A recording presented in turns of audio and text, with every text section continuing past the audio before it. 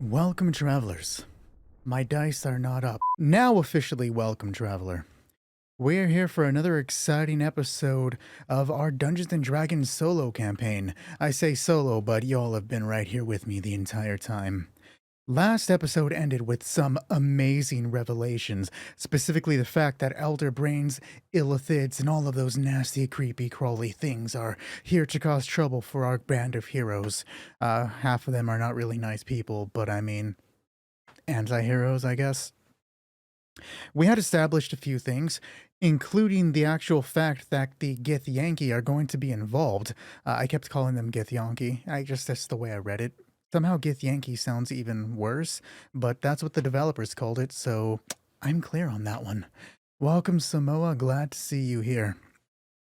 Before we continue and actually start with today's actual events, there is one question I want to ask before we go forward. I want to know if the Githzerai are also able to track this amulet. The amulet I'm referring to is in the current possession of Leo, a former cultist, and it protects your mind from being read. It is mentioned to be Githyanki in origin. So, are the Githzari able to track this? I will make it likely because it just seems like they would be able to do it. And here comes the roll. Yes, starting out with an intervention. Yes, they are able to track it, and I'm going to say they have a better way of tracking it than the Githyanki do. So, the mechanic that I decided upon is that 6, not 5, 6. After 6 attempted reads of this amulet, the Githyanki will be able to approach. They will know where the location of the amulets are and show up. However, we will make it 5 for the Githzerai, and on 5 attempted reads, they will show up. It is counting down from this moment onward. No previous attempts in the lore will have counted towards this. So, with that being said, we will go ahead and get started. Oh, what did you think of for the amulets?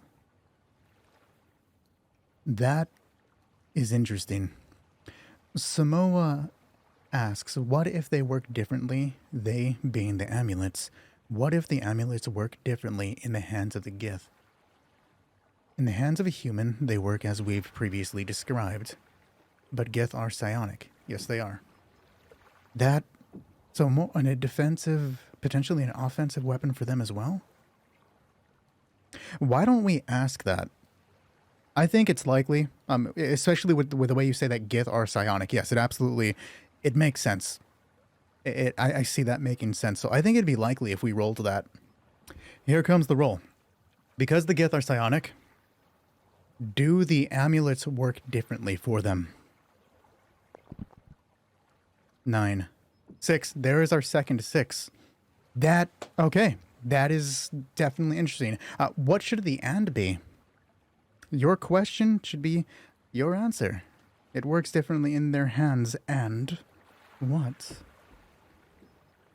Samoa says that the amulets do work differently in the hands of a Gith, and they can use them to reflect Mind Flayer mental attacks in addition to focusing their own psionic powers.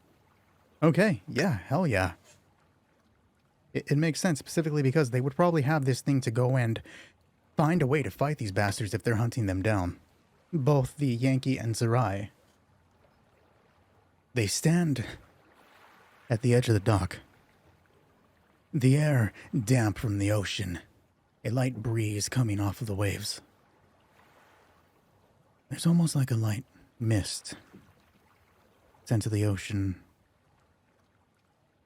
It lingers throughout the area. Of course, they're on a dock, why wouldn't it? It's not just the ship to the left.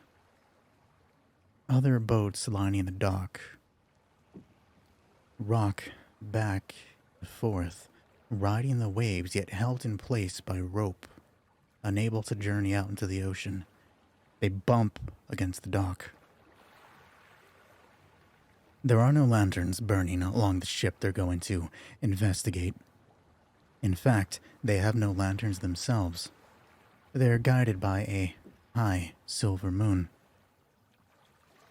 And as they get closer, moving quietly, perhaps dodging from crate to crate or the occasional barrel that always seems to be at the edge of a dock.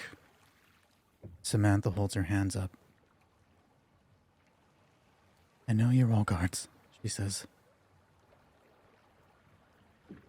"And I know you say it's clear, but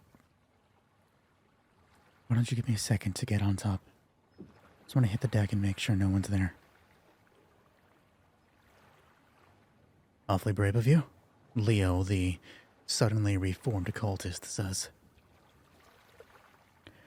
"You won't be more than, 20 feet from me? And I can yell really loud. But I also have a feeling that I can move softer than those of you wearing chainmail."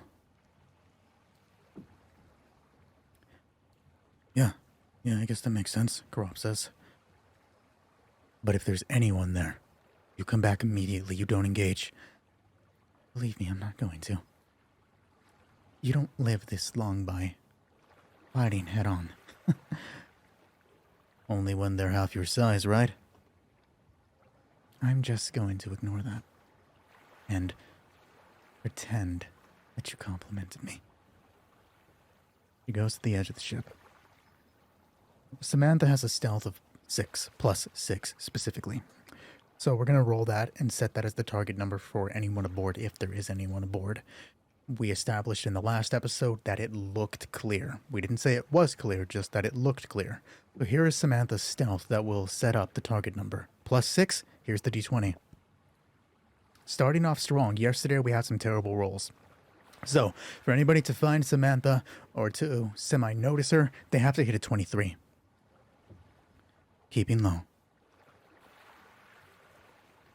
Her hand running along the dock, the plank that leads up to the ship. She has one hand on the dagger at her belt. She completely forgot about the wound, and her head ceased throbbing when they found the cultist. Makes it to the top of the boat. The ship. Hand raising from the plank to the edge.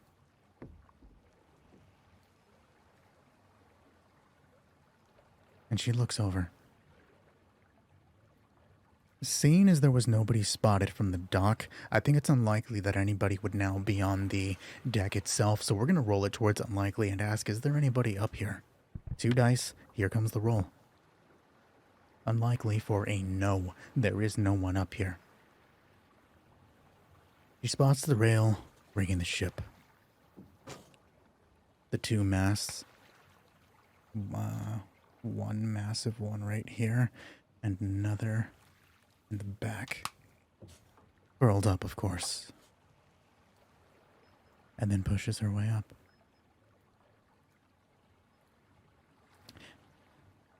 She moves low, quick, quiet till she hits the mast. Her hand rising to meet it. She perhaps holds the rope ladder that rises all the way up to the crow's nest, and she peeks around, spotting no one. She looks up to the crow's nest, but from her vantage point, all she sees are shadows. She creeps over to this portion, just to explain the way it is. There is a cabin here, and then above it, where the stairs lead up to the steering wheel, the ship's wheel. I'm just going to assume there's a window here. I don't see a reason why we shouldn't roll for that. Or why we should roll for that. Boats sound like they would have it. So she walks over to the edge. Doesn't trace the wall. She knows that would make noise with her back up against it. She stands at the end. Are there curtains blocking the window? Neutral roll. Here it comes. Yes, they're blocking the window, but not blocking all of the window. You can still glance through and see. I mentioned earlier that there were no lights, no candles, no lanterns, so it's unlikely that some would have started now. We will still roll that, leaning towards a negative. Is there a light in there now? Here comes the roll. There is a no there. There is no light. All she can see in is what the moon affords, and it doesn't afford much. She can barely see past the sill. There's a table of some sort in there, but it's not enough. Seems clear. The last thing she does before heading back to those on the dock is she grabs the door to see if it would open. Does it open? Or the question to clarify, is this door locked? Leaning towards yes, because this ship is supposed to be locked. Here comes the roll. Yes, it's locked, but it's very, very clear that the lock was broken. Somebody forced their way into the door, and it shattered the latch. Samantha reaches for it. About to touch it, she sees that the knob is, or the latch is there, but then to the side of it, it's broken. She doesn't touch it. Instead, she moves back to the shoreline. Stands at the edge of the boat and doesn't shout, but says it in a loud enough voice that they can hear. Come on up, there's no one here. And her three companions rise.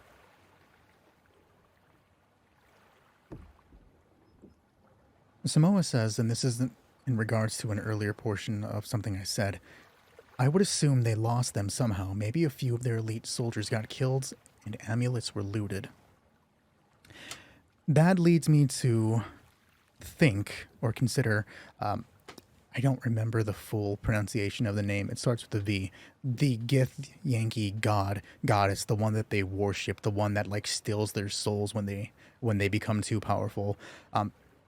If items or artifacts are important enough, she will send people out to get them.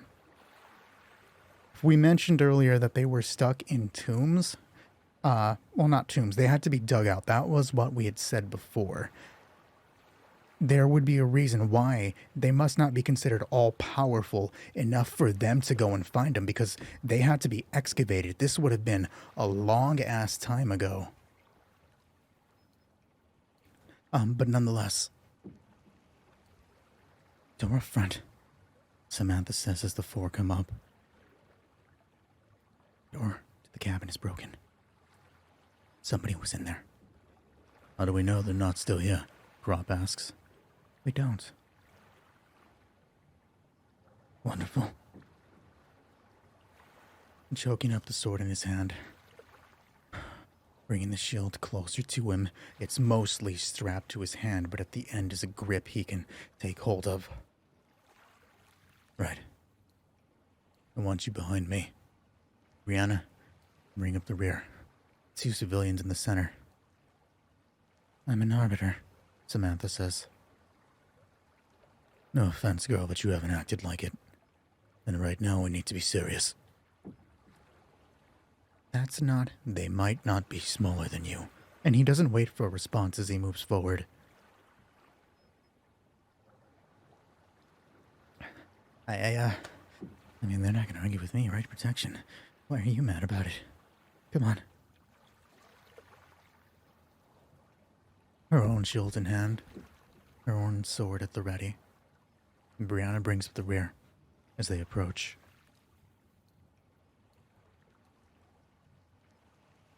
I'll head in first. Make sure it's clear. Joe, how good of an arbiter you really are. You walk in there behind me. Is the door to the cabin noisy? I'm gonna leave it neutral as they open it. Yes. So Crop grabs it. And because of the way the latch in the wood broke, he has to jerk it for a moment, and then it does break fully. It shatters once more. What was left of the wood that held it in place breaks open and the latch falls off, causes a nice little brass rattle, and the door creaks until he stops, because he was pushing it and he stops. Does anybody in the lower decks hear him? I guess a better question is, we'll roll it towards likely. Are there people below deck? The intervention. Yes, there are. And they just heard him make that noise. Let's go ahead and hit that first intervention. D6, and something on that table happens. My least favorite is regress plot. Here comes the roll. Entity negative. Entity negative. So any entity that we have already established, it does not have to be in this scene, has something bad happen to it. It could be a boon for us, or it can be a boon for the enemies. So starting off right away, we have already established that somebody has hurt them. And with entity negative, let me get a little spicy with it. Rolling a d6. Even the negative effect happens to the bad guys. Odd, the negative effects happens to our heroes. Here comes the roll. Odd, the negative effect happens to our heroes. The entity negative is going to be everyone in the group, and they're going to be caught off guard in an ambush when they go down there. Let's hope no one dies, like right off the bat. It's the right, don't like lesser races getting their hands on their stuff. They believe technology is superior to everyone else. Yeah, that was the point that I was aiming for, is that if they knew it was lost however long ago, why wasn't it sent beforehand? For the point that we have to, I mean, we established that, yes, they were lost and then gathered in. I guess we would have to find a way to explain why that when the initial group was taken out, that the amulets were not immediately retrieved, I guess is the way that I was putting forward. I opened the door backwards because I'm an idiot. There we go. Now it makes sense. And he walks into the ship. Samantha on his end. As he pushes forward, the table that I mentioned earlier sits off to the right. Perhaps there's a map on it, along with several other pieces of paper, parchment, a book of sorts, maybe finances in it, and a stairwell to the left that goes lower.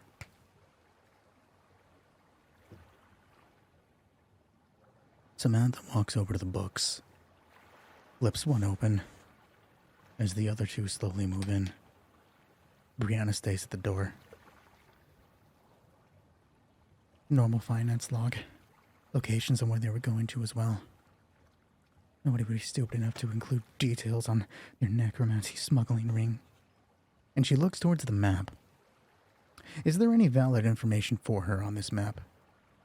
Here comes the roll. No, there is no valid information on this map. And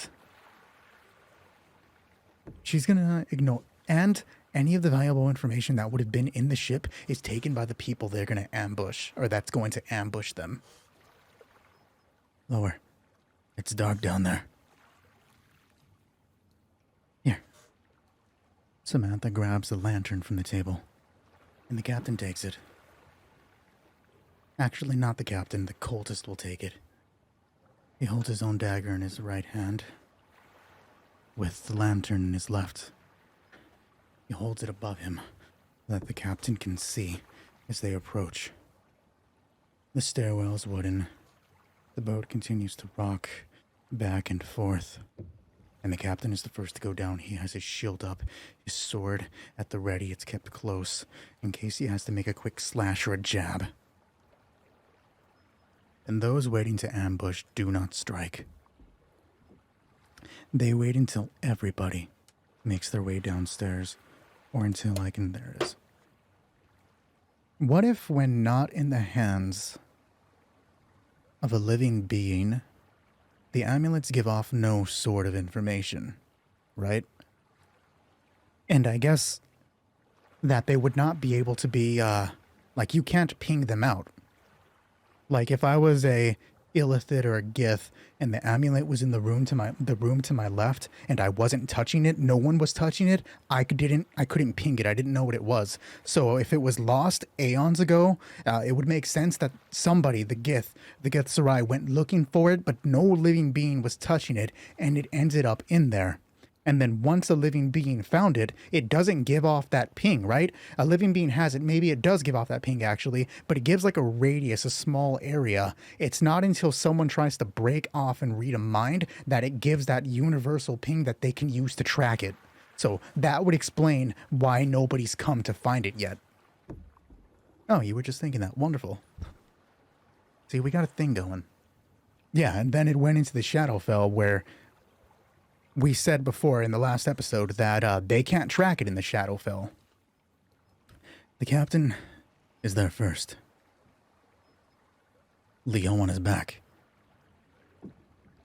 Samantha, mid.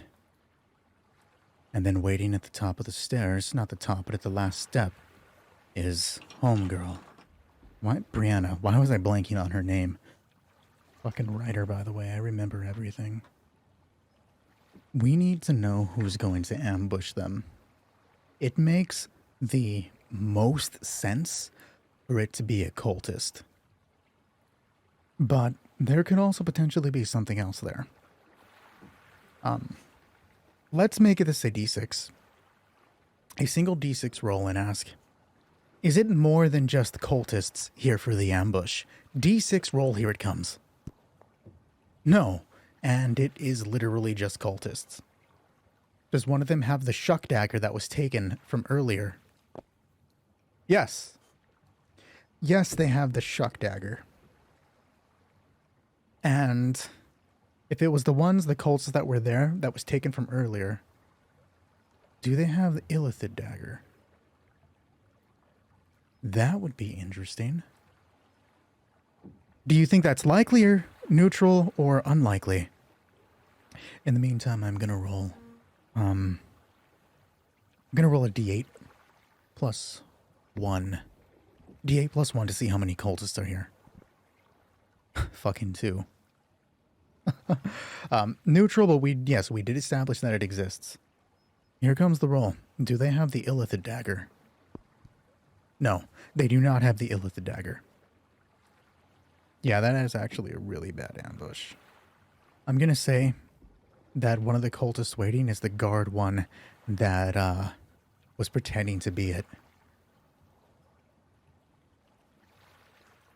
That was pretending to be a guard. So we have that cultist right there, and the cultist obviously hiding behind the locker. Never go in the locker. That's where the killers get you. Are the cultists waiting to summon like a fucking skeleton or something? Here comes the roll. Yes, they are waiting, but it's a trigger. They need something to trigger it. The trigger will be spilled blood. And I said they walk into it unknowingly, so they're gonna get that fucking blood spill. Oh, that's a good question. Samoa says maybe they are getting stretched thin because of recent events. That sounds like a likely thing to me. So we will go ahead and roll that towards likely. Is the cult getting stretched thin because of the events that have taken place tonight? Here comes the roll. That double 6. Yes. Hell yes, they are.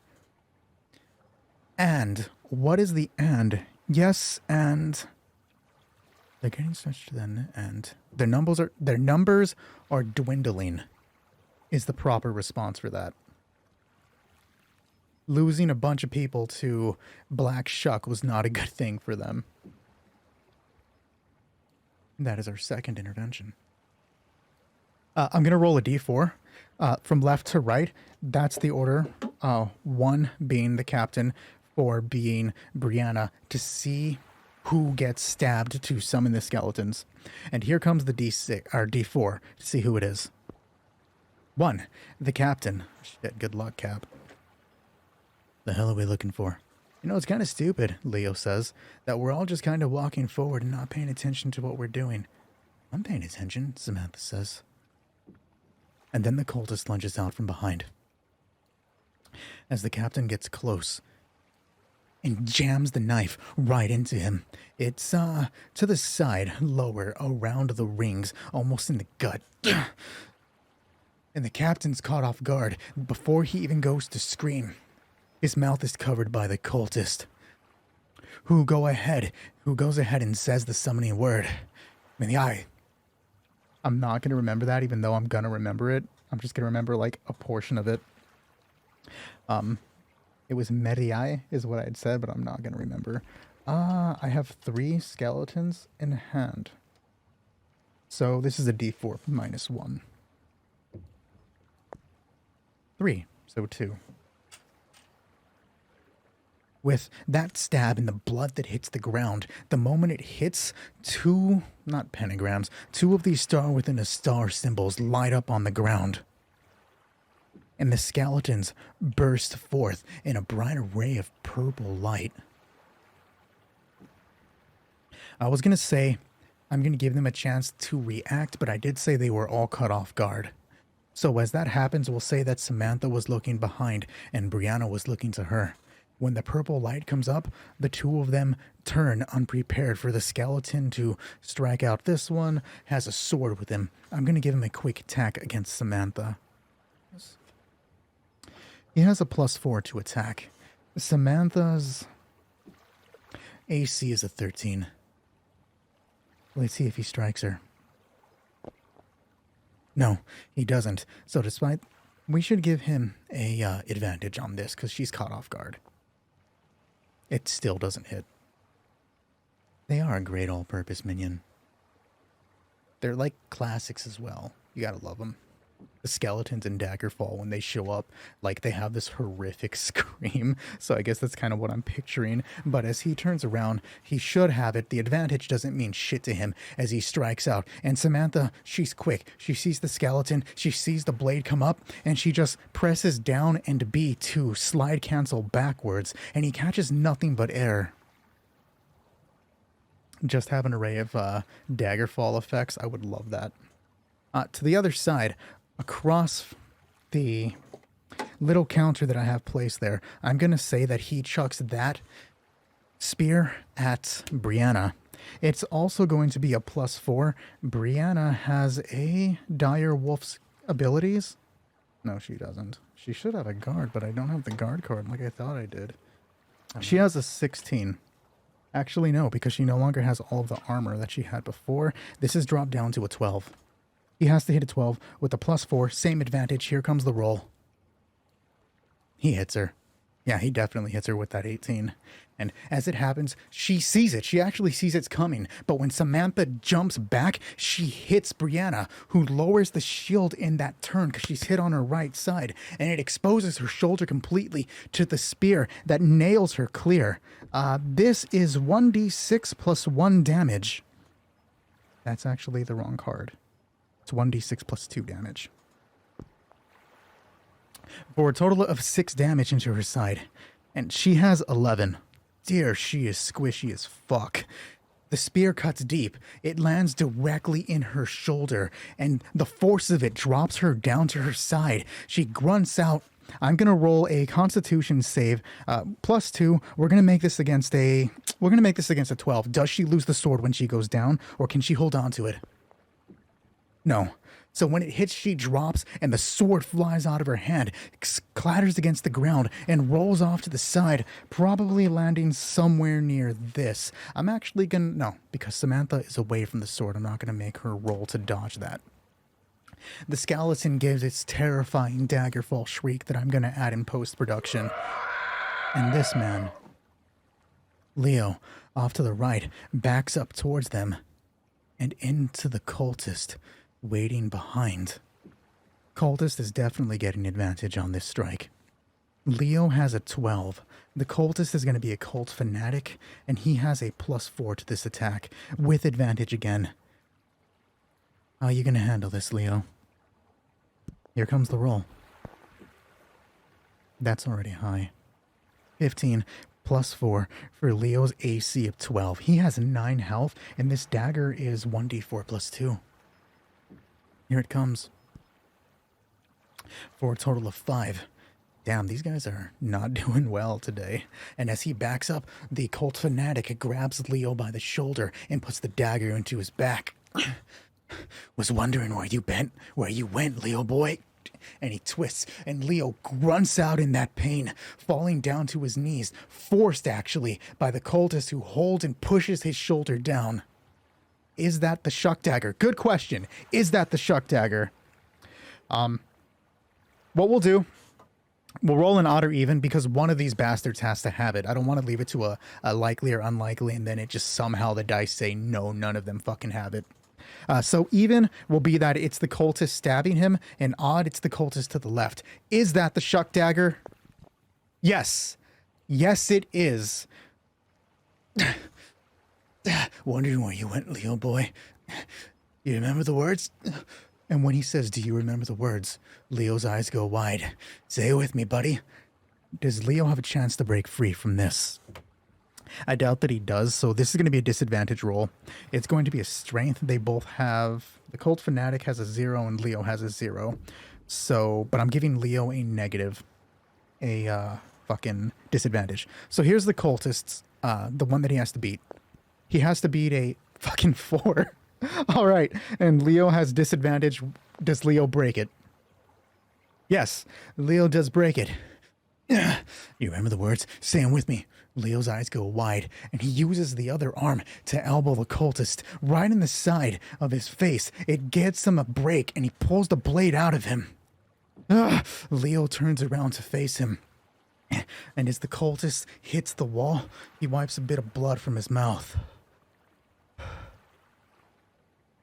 Log not for talking, he says. And that same purple dark energy that's used to summon rides up the dagger in that strange formation. I guess we're establishing that when they say something, the daggers light up. And Leo looks towards the door. I was going to go with everybody else's, giving them a turn, but Leo's is the most interesting right now. Does he get shucked twice? Oh, shit. Okay. Okay, I just thought of something. I wanna ask this. I'm gonna leave it neutral. We have no particular reason why. So far, we haven't established any particular reason why Black Shuck's race was chosen. They're just taken. They do their dirt and they do whatever. They bring people to the other world. But are the Shucks do they feed off, like, not feed, but are they attracted to sort of like psionic energy, essentially? So I guess what I'm trying to ask is, that amulet that protects your brain and can, like, do shit with psionic power, will it now protect him from Black Shuck? And I'm going to leave that neutral. Here comes the roll. Yes. Yes, it would protect him from Black Shuck. And that's why the other cult leaders have it. And the Illithids don't know that's what it would do. I don't think he knows that, though. I'm going to roll that for him, leave it unlikely. Does he know that? No. No, he does not know that, but we do have an intervention to go through. So let's take a... What are you doing? Okay, let's take a look at the intervention. One single dice, here comes the roll. Regress the plot. Regression of the plot. What here do we have that we can regress with it? The cult is being ambushed, or the cult is doing an ambush. They have these skeletons to summon. They know that the altar brain is there. I'm going to regress the plot by saying that... Okay, we have two. We have two that we're going to go through. It's going to be an even or odd.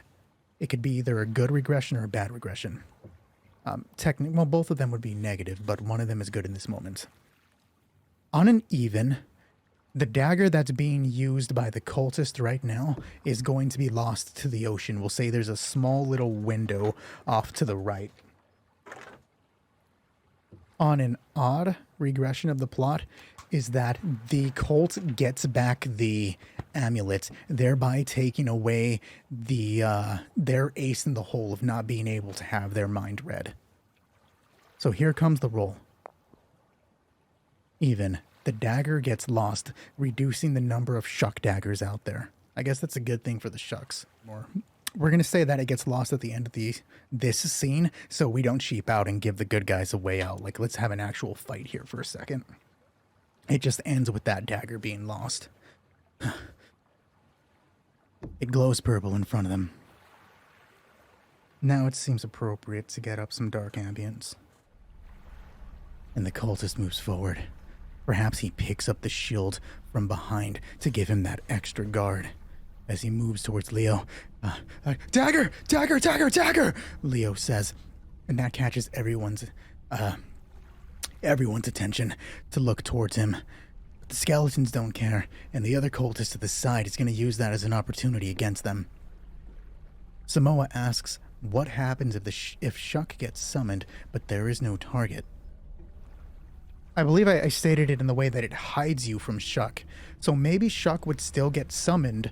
It would know that its target is here, but it can't see you. Like, it becomes blind to you. So it would have that, like, what was it, a 2-minute timer or something before it goes away. And maybe we can give it a chance to frenzy, and a 1 in 6 chance to frenzy as well, just to make it slightly more interesting.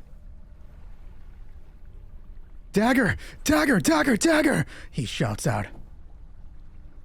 And the cultist makes another strike at him, pulling back the hand and lunging at him. This is a +4.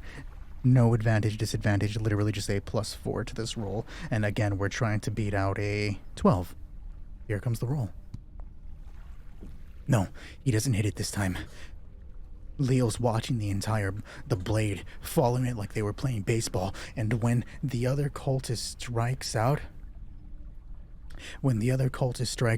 Leo moves quick, dives off to the side. Is he fast enough to grab that cultist's hands? He has a dexterity of +1, but the cult fanatic has a +2. So here comes Leo's roll first with a +1. For 11, what does the fanatic have?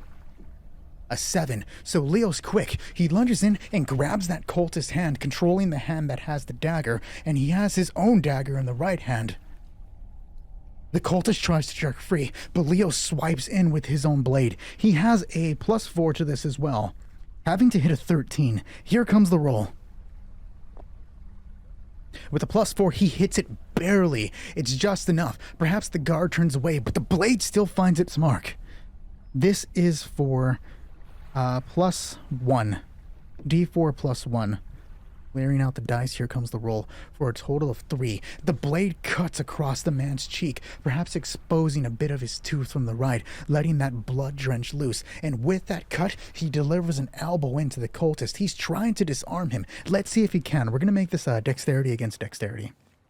So, this is a 20 +1 for Leo. For 15, the cultist has a +2. No, and when he cuts him, he twists with the arm and then brings the dagger right back down alongside the top of the wrist. It's enough to make the cultist drop the Leo dagger. The Leo dagger? It summons Black Leo. No, it's the Shuck dagger. He makes the cultist drop the Shuck dagger. I thought the same. Either it stands around not knowing what to do or it frenzies. I think he'd be unbound for like a moment. Like, I wouldn't call it a frenzy, but he's not bound to the magic. It depends on what Shuck's nature is when it's not controlled. I think we're on the same page there, Samoa. My initial thought was like, it's just a normal dog at that point. Is that how the cultist loses the dagger? Good idea. We will make this a neutral roll. Is this how the dagger is lost? Going back to the oracle and clearing this out. Yes, it is how the dagger is lost, but it's not completely lost at the moment. The cultist can still get it. So as he does that, as the dagger is dropped and the two wrestle for a moment, trying to get it away from the cultist, Leo kicks it. What he's not aware of is that when he kicks it, it goes to the edge of the boat where it can slide beneath, where a small amount of water is meant to pass through when the rain comes lower. I don't know what those are actually called on a ship. Nonetheless, it can slide out from like some sort of duck. And they both see that it's out there. Both see that it's within reach or it's within getting rid of. Lost range. My words are nowhere to be found today. Let's go ahead and see how the others are doing now that the immediate threat of the dagger is removed from play. When he said dagger, I'm imagining the others are immediately dragged into what is happening. They saw that brief exchange, but for some reason they were not able to fight. Samantha has the fact that down there on the ground, Brianna just took a major hit, but she also has her own cultist, or her own skeleton in front of her. So she chokes up on it. She chokes up on the sword that she took from Andrew. To her right, just out of the corner of her eyes, the etching that says Ad Victoriam. And she knows that. To save the Allies, to save the world, she moves towards victory. This is going to be a strike by Samantha. She has a +2 to this attack. It's a 20 against the skeleton's 13. Here comes the roll. So she does hit. The skeleton throws another swipe at her. And she leans out of the way and swings back in. If my count is incorrect, if my count is correct, we have had a total of 6. Unless I've missed one since the last intervention happened. And she strikes back at the cultist, leaning out of the blow and then following up with her own. This deals a total of 1d8 damage. So let's see how much she deals to this cultist. 1. She doesn't get any, like, additions to that? Because her stat for that is low. Okay, so it deals 1 damage. We'll say that it clips against the creature's sword, the skeleton's blade, as it tries to deflect, and it only cuts a bit of the top of its skull off. The bone fragment flies off that skeleton and nails Crop in the back of his head, but the camera lingers with Crop after following that blow to find him face to face with the other cultist. Crop is going to throw his own strike right back out at it. He has a +5 to this attack. Let's do the roll for that. That's percentile. This is a +5 hitting for that same... this is the cult fanatic, though. 13. That's a solid hit. Dealing a total of 1d6 + 1. Wow, none of my team is really good. When he strikes back out, dealing his Peasley little 3 damage... Yes, I was thinking that defending against Shuck would definitely count as a ping. He cuts into the cultist's shoulder. The two of them bump into the cabinet. Doesn't knock the cabinet over. Yes, but it spills onto the wall so that it doesn't completely tip. Does anything roll out of it? Yes. Is it a necromantic weapon? Leading towards likely. Why did I clear it? Here comes the roll. Yes, it is. So some sort of necromancer device falls out onto the ground. Because it was the first thing I saw when I looked on the desk, it's going to be this little black book. Or blue book. Does he see it? I'm actually going to make it a passive check. We'll say it's... I'm not looking at the card. I'm just going to make a number first. We're going to say it's 10. And his passive defense... Or passive... fucking perception is 10 exactly. So yes, he sees it drop out and looks over to the left. Does the cult fanatic see it? He has a passive of 11. So yes, they both see it. Perhaps in the struggle, as they're laying against the shelf, they both see it fall out. And it's a brief pause where they look down at the book, look to each other, and strangle each other. Not strangle, but struggle to reach down and to grab it. We'll make it a quick dexterity against dexterity. Crop has 3. Cultist has 2. Here's Crop's roll. 6. Here's the cultist. Yeah, the cultist is going to get it. As Crop moves forward, the cultist grabs him by his armor. He grabs the plate mail from behind at the collar and whips Crop into the wall. He reaches down, grabs the book, and flips it open. What could we have it do? What's a fun little process? Ooh, actually, I got one that would make it interesting. Does it fill the cabin with, like an otherworldly black smoke, reducing everybody's vision to literally just the square in front of them?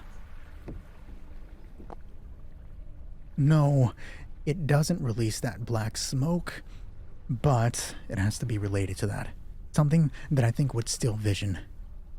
It kills all light. We'll say that when the book is opened up, it takes the light, so the candles or the lanterns they have in here immediately snuff out and put them all in a pitch black darkness. Everyone we have here is a human. Do skeletons have dark vision? Do they have a thing for that? I don't see it on this card. It just says that they can't speak. Oh well. I'm gonna say they don't have dark vision. Left there in the dark. I do have an idea, though. Something they can do against that. We are going to move back from them to the two over here. Just to move their portion in combat forward, we will say that this skeleton is moved to engage Samantha moving around the table because it's trying to get to that injured Brianna. But back at Leo and the cultist, as they fight, as the dagger gets lost... That's when the cabin is snuffed into darkness. The fuck? And Leo just throws out a wild punch. Does he hit anything, leaving it neutral? No, he swings and hits nothing but air. And they're left in the dark for a second. He starts reaching around because he probably thinks quick. He's an on his feet type of guy. That's how you stay alive. Swerving. Does he find... Searching, not swerving. Does he find the dagger in the dark? Yes. He does find the dagger. And he holds it up. And when he holds up the dagger, the reason I'm having him search for it is he says the magic words... Wagnafatagen, and it shoots that purple light off the dagger. Actually, if it cuts off the psionic power, will him having the amulet and saying the word activate the dagger for Black Shuck to approach? We will leave that unlikely. I wanted to leave it neutral because it's kind of fun for like for this to happen, like a nice little thing to show the characters being smart, but it's more interesting if it doesn't work, and that also gives us our first ping. So leaning towards likely, does this stop him from summoning Black Shuck? This being the amulet. Here comes the roll. Yes, it does with the 5. So when he says the words, Wagnafatagen, it doesn't light up. The dagger stays black. And he looks at it confused. Not entirely sure what happened, why that happened, and the cultist strikes out. Is this when the dagger is lost? No. And the cultist wrestles it from him, grabs in the shadow. He can't see. He just feels a hand land on his wrist, slide away, and pull the dagger. He throws a swipe and hits nothing. Then the cultist, having heard what he tries to do, says it, Wagnafatagen. And then the purple light comes up. He strikes out at Leo. I drop the cards across the table. This is a strike of +4 against Leo's 12. Erase that. Here we go. Against Leo's 12, it's just enough to hit him. He moves forward, grabs Leo because he sees him through the purple light, and stabs him right in the gut. Let's deal the damage real quick. We know that Leo has 4. The dagger itself in the cultist's hands deals D4 +2. So not only does this have a chance to kill him, this has a chance of bringing Shuck out with no target. Well, he's not going to have a target anyways. But here comes the roll. Does this kill Leo? Yes. Yes, it does. Thanks for being introduced and dying immediately in the next episode, Leo. You're the real hero. When the Mind Flayer eats your brain, I want you to remember that it was me. And Leo spits blood at him. He tries, opens his mouth to say something, to come up with a sick comeback that he thought in his head, and he just spits up more blood. And the blade twists. They can only tell that the black smoke of a Shuck summon is happening because portions of the purple light are being obscured in darkness. Time for the mechanic that we had made off screen and just hasn't come up yet. So we've decided to make a D4 roll for Shuck, because if there are multiple Shucks, there are multiple Shucks that can be summoned. I've made a smaller Shuck, which is faster, 2 normal Shucks, and then one that is slower but a hell of a lot stronger. It's more of a bigger one. The 4 is the bigger one, 1 is the smallest, fastest one, and then 2 and 3 are the normal sized Shucks. Which Shuck shows up? The smallest Shuck. And they're in almost pitch black darkness. Nobody's going to see this coming. This is really bad for the people involved. It's also really bad that because with Leo being murdered right here, Shuck is going to ignore him and everybody's going to think it's because Shuck saw him fucking pause. Samoa just brought up a really good fucking point. Good fucking point. I missed that. I've been using the cultist stat block that I gave Leo at the start of the last episode or of his appearance of the last episode, and did not take into account the fact that he's wearing guard armor. You are absolutely right. Good catch. So, his new DC for this strike is actually going to be a 16. Good catch, Samoa. Really good fucking catch, buddy. So this is now a D4 against a 16. Here comes the roll. No, that's also a critical failure. I typically don't give that to NPCs for the story, but we're going to use this to get rid of the dagger. Because we did say we would lose it. I almost had a chance to bring up Shuck on camera. Oh. Good catch. So when the strike comes out, it hits the armor, the mail that he was given. It doesn't pierce the rings. We'll say it catches a piece of the steel and turns out to the right and twists in the string, the ring, as Leo moves with it. That places the knife towards the window, and Leo body slams him against the wall. It causes the grip on the dagger to go loose, and Leo, just wanting the dagger away from him, hits it out, and it flies out and splashes into the water, taking the light with it, plunging them all back into darkness. I'm actually going to do something real quick. Just want to make sure I can do this. No, okay, I thought I gave Samantha dancing lights. I did not. But actually, I did give her minor illusion. And I generate light. No, it creates a sound. Okay, so what she is going to do, though, she can create a sound with minor illusion. So Samantha is going to create a sound with minor illusion if she can succeed in this. Her current thought process is, if she can get around this skeleton and she can stab one of the cultists, with her sword or something, she's going to use minor illusion to trigger the sound of Black Shuck to see if she can scare them and buy them some time. She's not going to try that against the skeleton, but she wants to get one of the cultists with it. In the meantime, because we've been favoring Leo's fight, his has been a little more interesting than everyone else. We have the skeletons directly in front of them. So Sam looks at the two that she has. She's going to be disadvantaged for both that stand in front of her. And she glances left. She glances right. She knows she has to make a move. She doesn't think she has the time to make the move. So we're actually going to look towards another one, and Samantha is going to cast Thunder Wave. This is going to create a wave of thunder. It deals 2d8 damage, but it also pushes the people in front of her 10 feet away. So she's going to attempt it to clear her way to the cultist to her right. So they must make a Constitution saving throw against this. With the blade up, with the sword. Actually gonna hold it so I can see if this makes physical sense. With the sword in her hand, Samantha brings it up. Oh yeah, she can do it. And makes the triangle. As she makes it, she's backing away from the skeletons. The sparks between her fingers approach, and she pierces down, pulls the thunder across the lightning. And it makes that arc. It looks like a sound wave.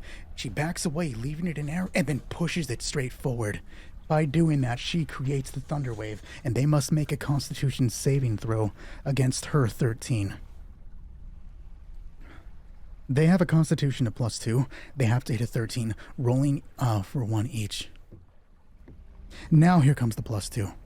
No, he gets thrown the fuck back. Does the other one. Yes, both of them are launched.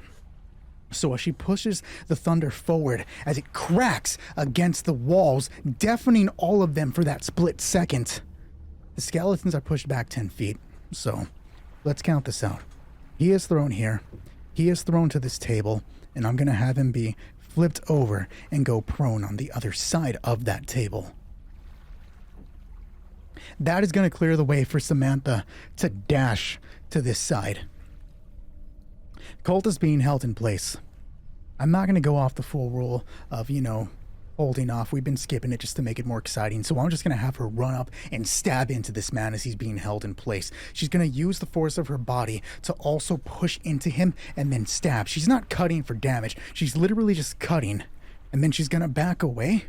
And in the darkness of them not fully being able to see, I didn't consider it earlier about how it's being pitch black, but I'm going to say that in that brief flash of lightning from her spell, she used that to get a beat of where to go. As she cuts into him, she backs away, and she uses minor illusion to make the roar of Black Shuck echo throughout this place. And Leo backs away. He falls over, and Leo backs away. The other cultist glances about. He knows that he's just been stabbed. He can't see in the dark. He doesn't know what the hell is happening here, so he looks towards the window. Actually, yeah, no, it makes sense. He would know what happens. He wouldn't want to fight it. I doubt he's going to stay in here. And he jumps out into the water. We did not kill the guard captain. The guard captain is still alive with a total of 12 health remaining. The two skeletons, skipping back, we will go back to the guard captain, who had that brief moment where he was pushed away. They hear the strike. They hear what happened with Shuck. But they're also all plunged into that brief darkness. The shadows that penetrate the ship. Perhaps there's only a small amount of light through the window that brings in that view, but it's not enough for them to see beyond the mere shadows. In fact, with everybody wearing armor, they're probably more revealed than this cultist is. But with the cultist seeing that or thinking that they're summoning Black Shuck, I'm going to give him a chance, a thought to try to escape. Does he try to escape? Going to make it a D6 neutral roll. Here comes the D6. Yes, he tries to escape. His dexterity, I believe stealth works off dexterity, is a +1. Yes, dexterity is a +1, and here's the stealth roll to try to leave. For a total of 7. He moves around the skeletons, climbs over the table, and tries to find his way out. I'm going to actually re-roll and give him advantage because of the darkness. So here's the second roll. Okay, so it's a 9 that he's trying to get out with. A 9, I'm going to put that against people's passive perceptions. No, I'm not, because they should have disadvantage to this as well. We'll do Samantha first. He has a perception of +6. Oh, she's probably going to fight him. Against the 9, here are the 2 dice. No, with the 1, she doesn't fucking see him. I'm not going to... Yes, I should roll for her Brianna on the ground. This is a wisdom of 0, so she just has a 20. Negative, of course. She doesn't spot him. And then the guard captain, which also apparently has a fucking 0. All of our guys are really good at this. But he sees him. Perhaps he gets a glint of the blade in the man's hand as he's moving by the knife, or by the window. "Cultist is trying to get out!" he screams. And they do turn. The skeleton to the left is going to strike out towards Leo, but the guard captain is going to lunge and grab it and drag it down towards the table, letting Leo get a chance to stop this man. Leo is going to strike out. This is just going to be his dagger roll. I didn't say the numbers beforehand. So let me check that again. This is against 13, and Leo has that +4. So here's the roll again. For a 20. Samoa asks, were either of these guys cult leaders? Using the justification that they did have the last Shuck dagger. So that sounds like a likely roll. Here are 2 dice. Is this likely? Here comes, or were one of them leaders of the cult? Here comes the roll. Yes, one of them were, but it was the guy that actually had the dagger, and he's outside the window. And he moves forward into it, and he gets the guy clean. I'm not going to have him kill him with that 20. Instead, he's just going to stab in, twist, and turn. It's going to bring him down to a knee. Call off the skeletons. Call them off, and he does. The purple light swallows them up and takes them down. In the guise of that purple light, Crop is going to grab the book and close it, and when he does, the shadows retreat with it. Actually, no, that's dictation. Do the shadows retreat with the book when the book is closed? I think that's likely, though, so let's roll it. Yes, but it takes a moment. They don't just vanish. It's not a light switch. In fact, there was no shadows. It was that it stole the fire of the lantern. So, as he closes it, it restores the fire. We'll say that it does that. So when he closes it, yes, it restores it, but it takes a moment. You actually see the fire glide out and twirl through the air like small sentient embers till they find their place in the lantern or the candle, restoring light to the room. Question from Samoa. Is the leader who escaped Leo's mentor? I do not believe we gave the mentor a name. The leader of the cult, I believe, is the only one named so far, which was Frerick. Was the one who escaped Leo's mentor? Here comes the roll. No, it was not. Unless you wanted to make that a likely roll, Samoa. I should have asked you before I rolled it. Shackles! Somebody give me shackles! Leo shouts out. You have them on your own belt. The tools. Okay, all right. How do I? I'll do it, Samantha says, running to his side. She grabs shackles from his belt and then gets the cultist and forces him down. Samoa says he did seem to hold a personal grudge, so it is likely that that man that jumped out was his mentor. Here comes the reroll. That dice went far. 6. Second intervention. Yes, he was the leader. He was not the leader. Yes, he was Leo's mentor. And as I carry on the scene, Samoa, we'll see if you have a good ant for that, since it was your question. And he forces the cultist down. Samantha grabs him and pushes him against the table. In fact, she forces him until his back meets it and then slides him on. It's a her. This is actually a female cultist.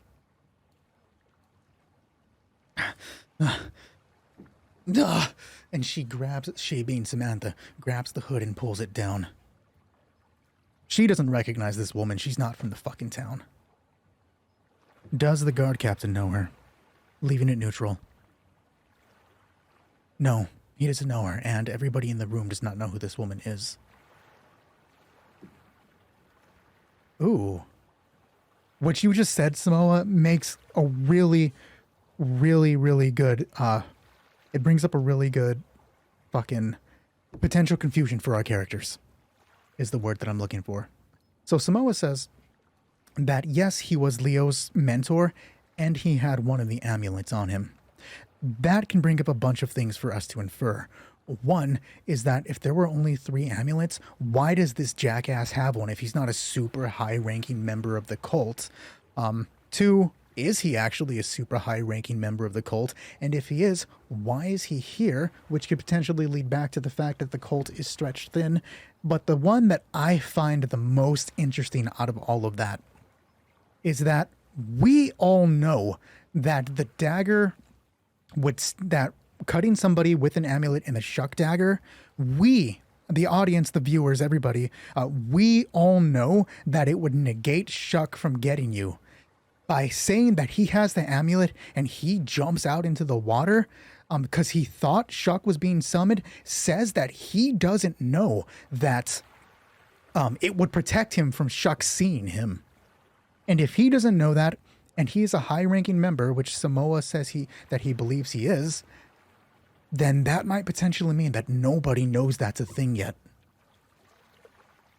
And that is interesting, because that's a wild card that no one knows of. In fact, do the Illithids know that's a thing? I'm going to roll that towards unlikely. They don't know they have the amulets. They don't know the amulets are a thing. But do the Illithids think, like if they were to become aware of the amulets, would they know that protects somebody from Shuck? Unlikely. No, they wouldn't know that. And Samoa says that the man that jumped out is a high-ranking member. And he was, because Leo was his protege, trying to groom him to be a high-ranking member, and because of these events happening, he feels personally betrayed. So we got a little bit of that blood hatred going on between them. That is some great work. Good fucking idea, Samoa. You got some bangers tonight. Really good one. With what I had said earlier before all of this happened, excuse us for our tangents, sometimes I get a little excited here, but with what was just established, I said nobody in here knows this cultist, including Leo, who we have just established to be a high-ranking member. That leads me to say, the person on the table, I'm going to roll it towards likely, get the 2 dice out there first. It doesn't want to roll for some reason. Okay, let's try it. Now here it is, I believe. Cool. Getting the 2 dice out there first. Is this woman a desperate new hire, as in they literally brought her on to replace what was happening, replace the fact that they're getting on shortage? Yes, she is, but she was aware. She was a ship hand, we're gonna say. Is she a necromancer? She would have to be. She's the one who summoned the skeletons. So let's make that likely as well. Is this woman a necromancer? Yes. She is a necromancer. Do you know her? Samantha asks, holding the woman down. No, I don't. Leo? Never seen this bitch before in my life. He says that as he's kneeling over Brianna and pulls the spear out of her side. Ugh. Thanks. Wish I could do more. He places his hands on Brianna's wound. Somebody want to take care of this for a second? You shouldn't have pulled it out yet, Samantha says as she moves over. Sorry, but she took a bad hit. Crop, hold her. Let go of the wound. Let go of the wound. And Leo takes a step back. I will have Samantha use Healing Word, which is they gain 1d4 plus the spellcasting modifier for Samantha. And her spellcasting modifier is a 3. So 2d4 casting it at 2nd level for Brianna. Probably going to get her back up to full health right now. Yeah. She lays a hand on Brianna's wound. You're going to be okay. Remember, Bard. Healing words. Don't take offense to what this is. I lost a bet. What? Shit, fuck, damn. And the blue light comes from her hands.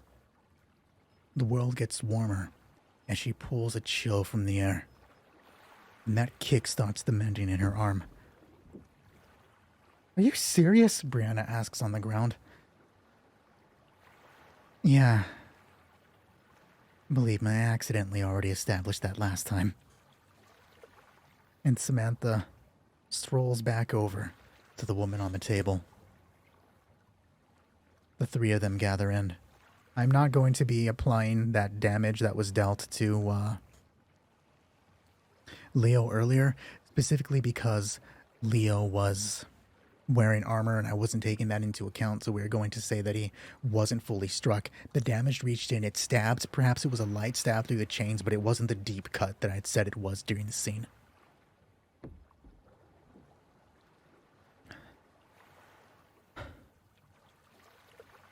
Who was the one you were with? Samantha asks. You don't have to ask her, Leo says. Why not? Because that was my mentor. Son of a bitch was wearing guard armor, but he wasn't one of your guards. He was just handling them.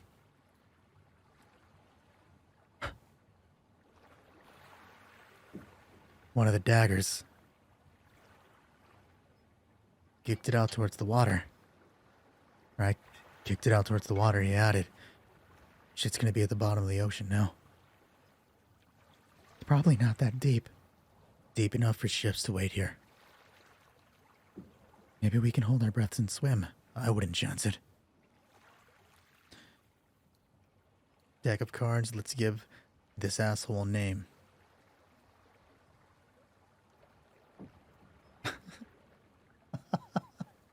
I don't know if you're going to be able to read it. I'm going to put it in front of the camera.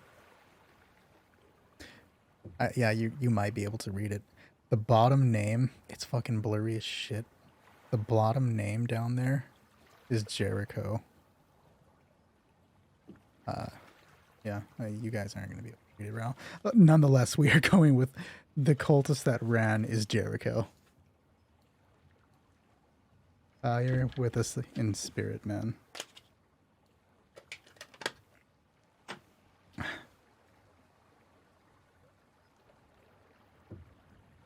Name is Jericho. Leo walks over to the window, places a hand on the sill, and looks out.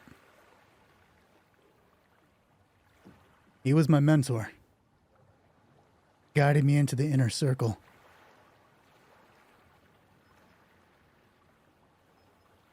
I tricked him. That's how I got out of the Shadowfell. Didn't think he'd be here already.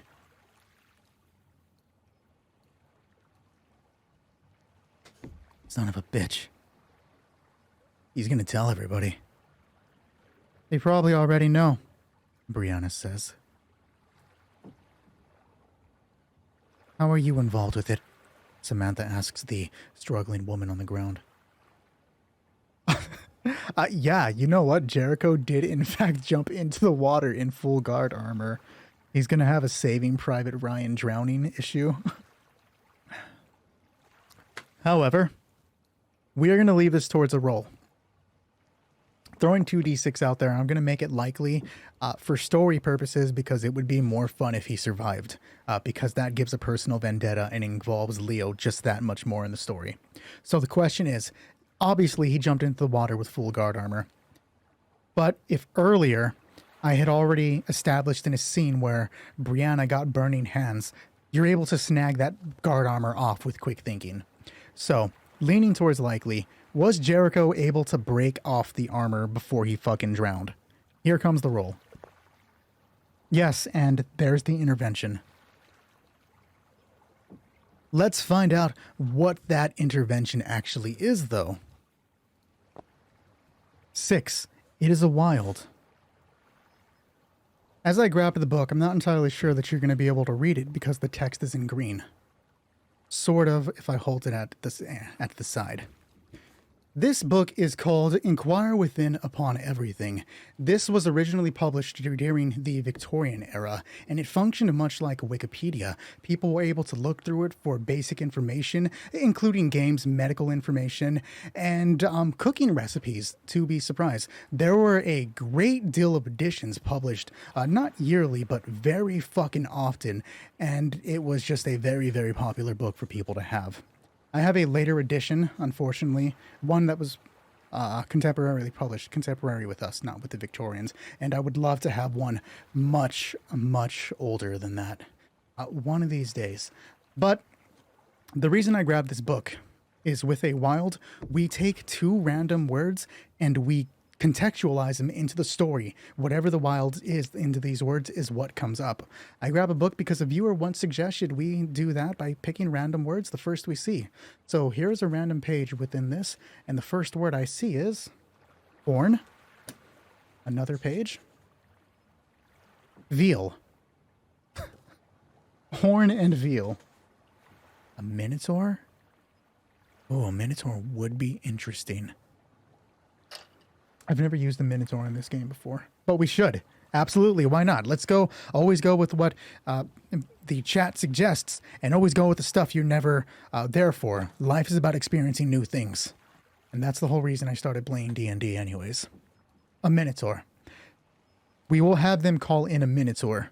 We will save that for the next episode so I can have an actual figure for it and not have a shitty proxy for a not Minotaur. But yes, he is heading out there to call a Minotaur. That's going to be interesting. I'm just assuming those things are deadly. A young Minotaur, yeah, therefore veal. Yeah, shit. Good connection. Good connection. It'll be a young Minotaur that they call. With the intervention settled, you summoned those things. You're a necromancer. Is she going to talk? If she's new, I think it's likely. So here comes the roll. Double sixes. Yeah, she's gonna talk. She's gonna fucking spill her guts and then probably get her guts spilled. I am. Are you from Sindran? Yes. Okay. Okay. Jericho was a high-ranking member of the cult. Okay, we know that. A necromancer is here on the ship, hiding out. Why would he have come here instead of going anywhere else? What if he was here to grab another amulet from the woman? Let's find that out. Was there another amulet on board? Yes, but he took it with him. Jericho has 2 of the amulets, so now there are 4 in total in the game. I was delivering the goods. Making sure they came. Ollie never came back. Who? Samantha asks. The ship captain. And the person saying that is Leo.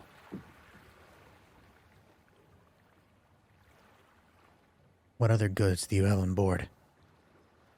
Anything useful for us? Leaving it neutral? No. No, I think the cults should have cleared everything out. Then why didn't they get the amulet? Samantha asks. Because we have it hidden. I'm Holly's first mate. I knew where it was, and when she didn't come back, I needed to make sure it got delivered. Would 3 amulets outside of the Shadowfell make it easier for the Gith to track them? Interesting. So when you say that, it makes me think of the fact that, like, they give off their pings, but if they're in close proximity, those pings kind of create, like, spikes. Like, each of them are shooting off their waves, and when they hit each other, they crash upwards higher. I think that's likely. What do you think? Here comes the roll. Likely. Are the Gith able to track them faster with 3 amulets being in reality? No. Oh, 2 dice. What the fuck am I doing? Dear God. Here it comes. That looks like a 6. Yeah, that's a 6. Yes, it is. And it's a lot faster. So we're actually going to cut it in half. From the 6-5, it's going to go down to 3, 5 cut in half. We'll just say 3-2. Make it 1 less. It goes down to 3-2. But they don't know that. Where were they taken? Samantha asks. To a stronghold on the outside. Do you know if the items were given out? No. I know where they would have been taken, Leo says. I was the handler for this side. I know where the artifacts would go. Look, I know the artifacts are all nice and well, and it would probably be in our benefit to have them, but what about this asshole? She points out the window. He thinks Shuck is after him. He's probably going to head back to the Shadowfell to get the Illithids to call it off. Can the Illithids call it off?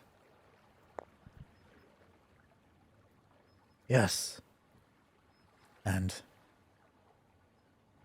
they've done it before. How? One of the cultists thought he'd be able to kill them by using Black Shuck against them.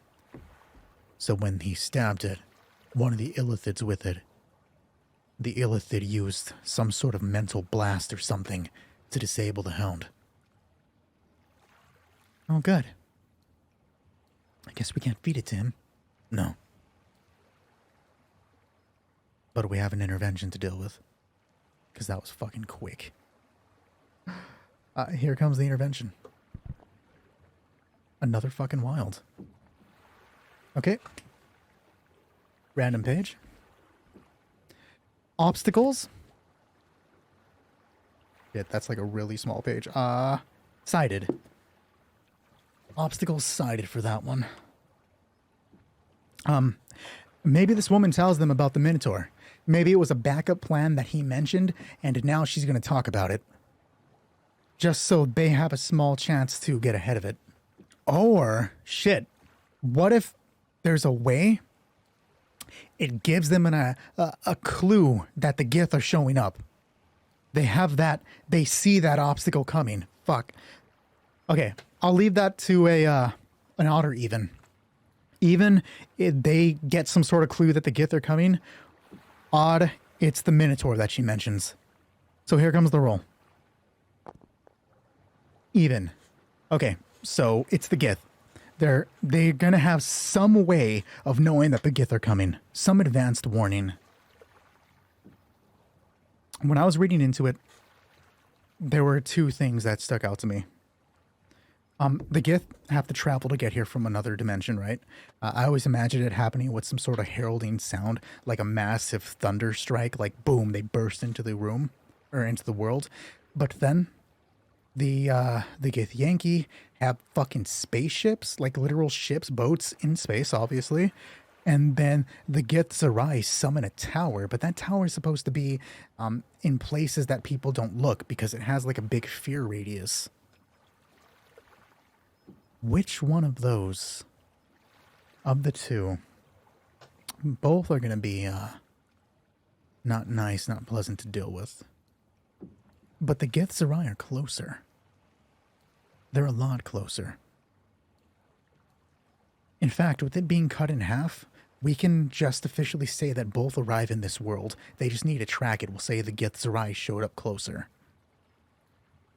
By the time morning comes, I think we'll have people start spreading that they saw, like, the tower somewhere. Some way to say the Gith Zerai show up. But that's it is. They get the advanced warning on the Gith Zerai only.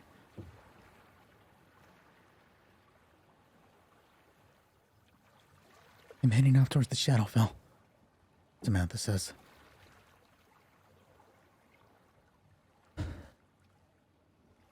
They're gonna know. Will you use Black Shuck to be after him? Maybe he won't get away.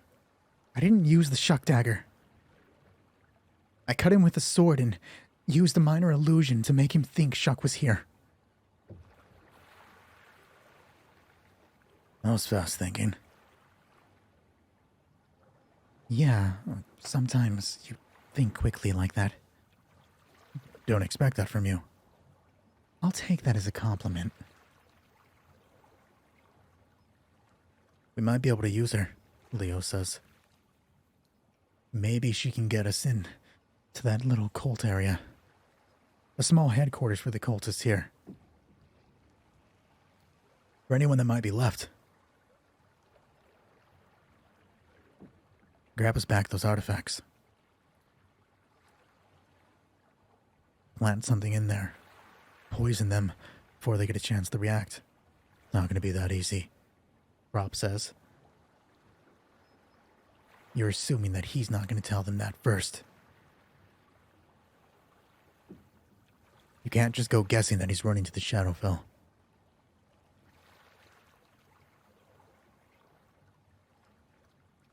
If he was cut with a sword and he noticed it, I try to cut him lightly, to make it seem like it was a dagger. Do you think you succeeded in that?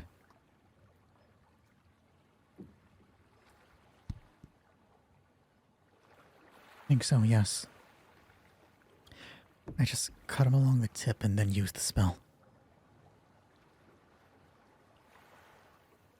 Okay. Assume that he did go to the Shadowfell.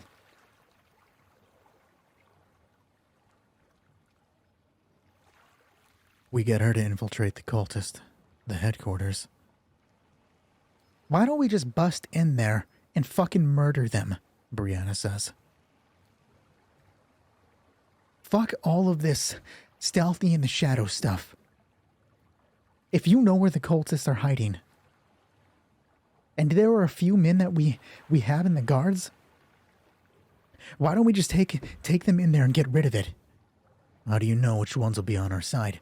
There has to be a few people you trust, Crop. Those you know for sure that would be on our side. I don't even know anymore. Be risky as shit. Do you know how many are left? I don't, Leo says. Do you? Does she know? I think it's likely, being as she was recruited out of desperation. So here comes the roll. 5. Yes, she knows. We're gonna roll a d6. How many cultists are in that headquarters? 1.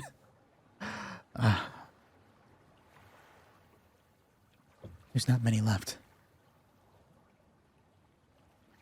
I was brought on at the last minute, the woman laying on the table says. As far as I know, he only has 1 guard in your headquarters. The item should be easy for the taking, if you can get rid of that last one. Does she know which guards are traitors? That's an interesting question. Part of me wants to say no, because if she was brought on under desperation, she probably isn't given that information. But 2, he could have taken her to the guard station. She could have been around it. It could go either way. So it's probably best for a neutral roll. What do you think? Neutral then. Gotcha. Neutral roll. Does she know which of the guards would be traitors? No. And she was just hired too quick to be given that information. She doesn't have it. So she doesn't even bring it up. The guard station, then. What do we do about this one? Rob looks down at her. A bit of hesitation in his eyes. Samantha grabs the dagger, the Shuck dagger, but she's not going to use it. Not the spell form of it. She just grabs the dagger, grabs the woman, leans her head back. Does the captain try to stop her? I'm going to leave this one neutral. No, he doesn't try to stop her, but he's not okay with it happening. He turns away as Samantha cuts the woman's throat, and the woman kicks for a bit, trying to free herself, but she's being held down. And she's gone.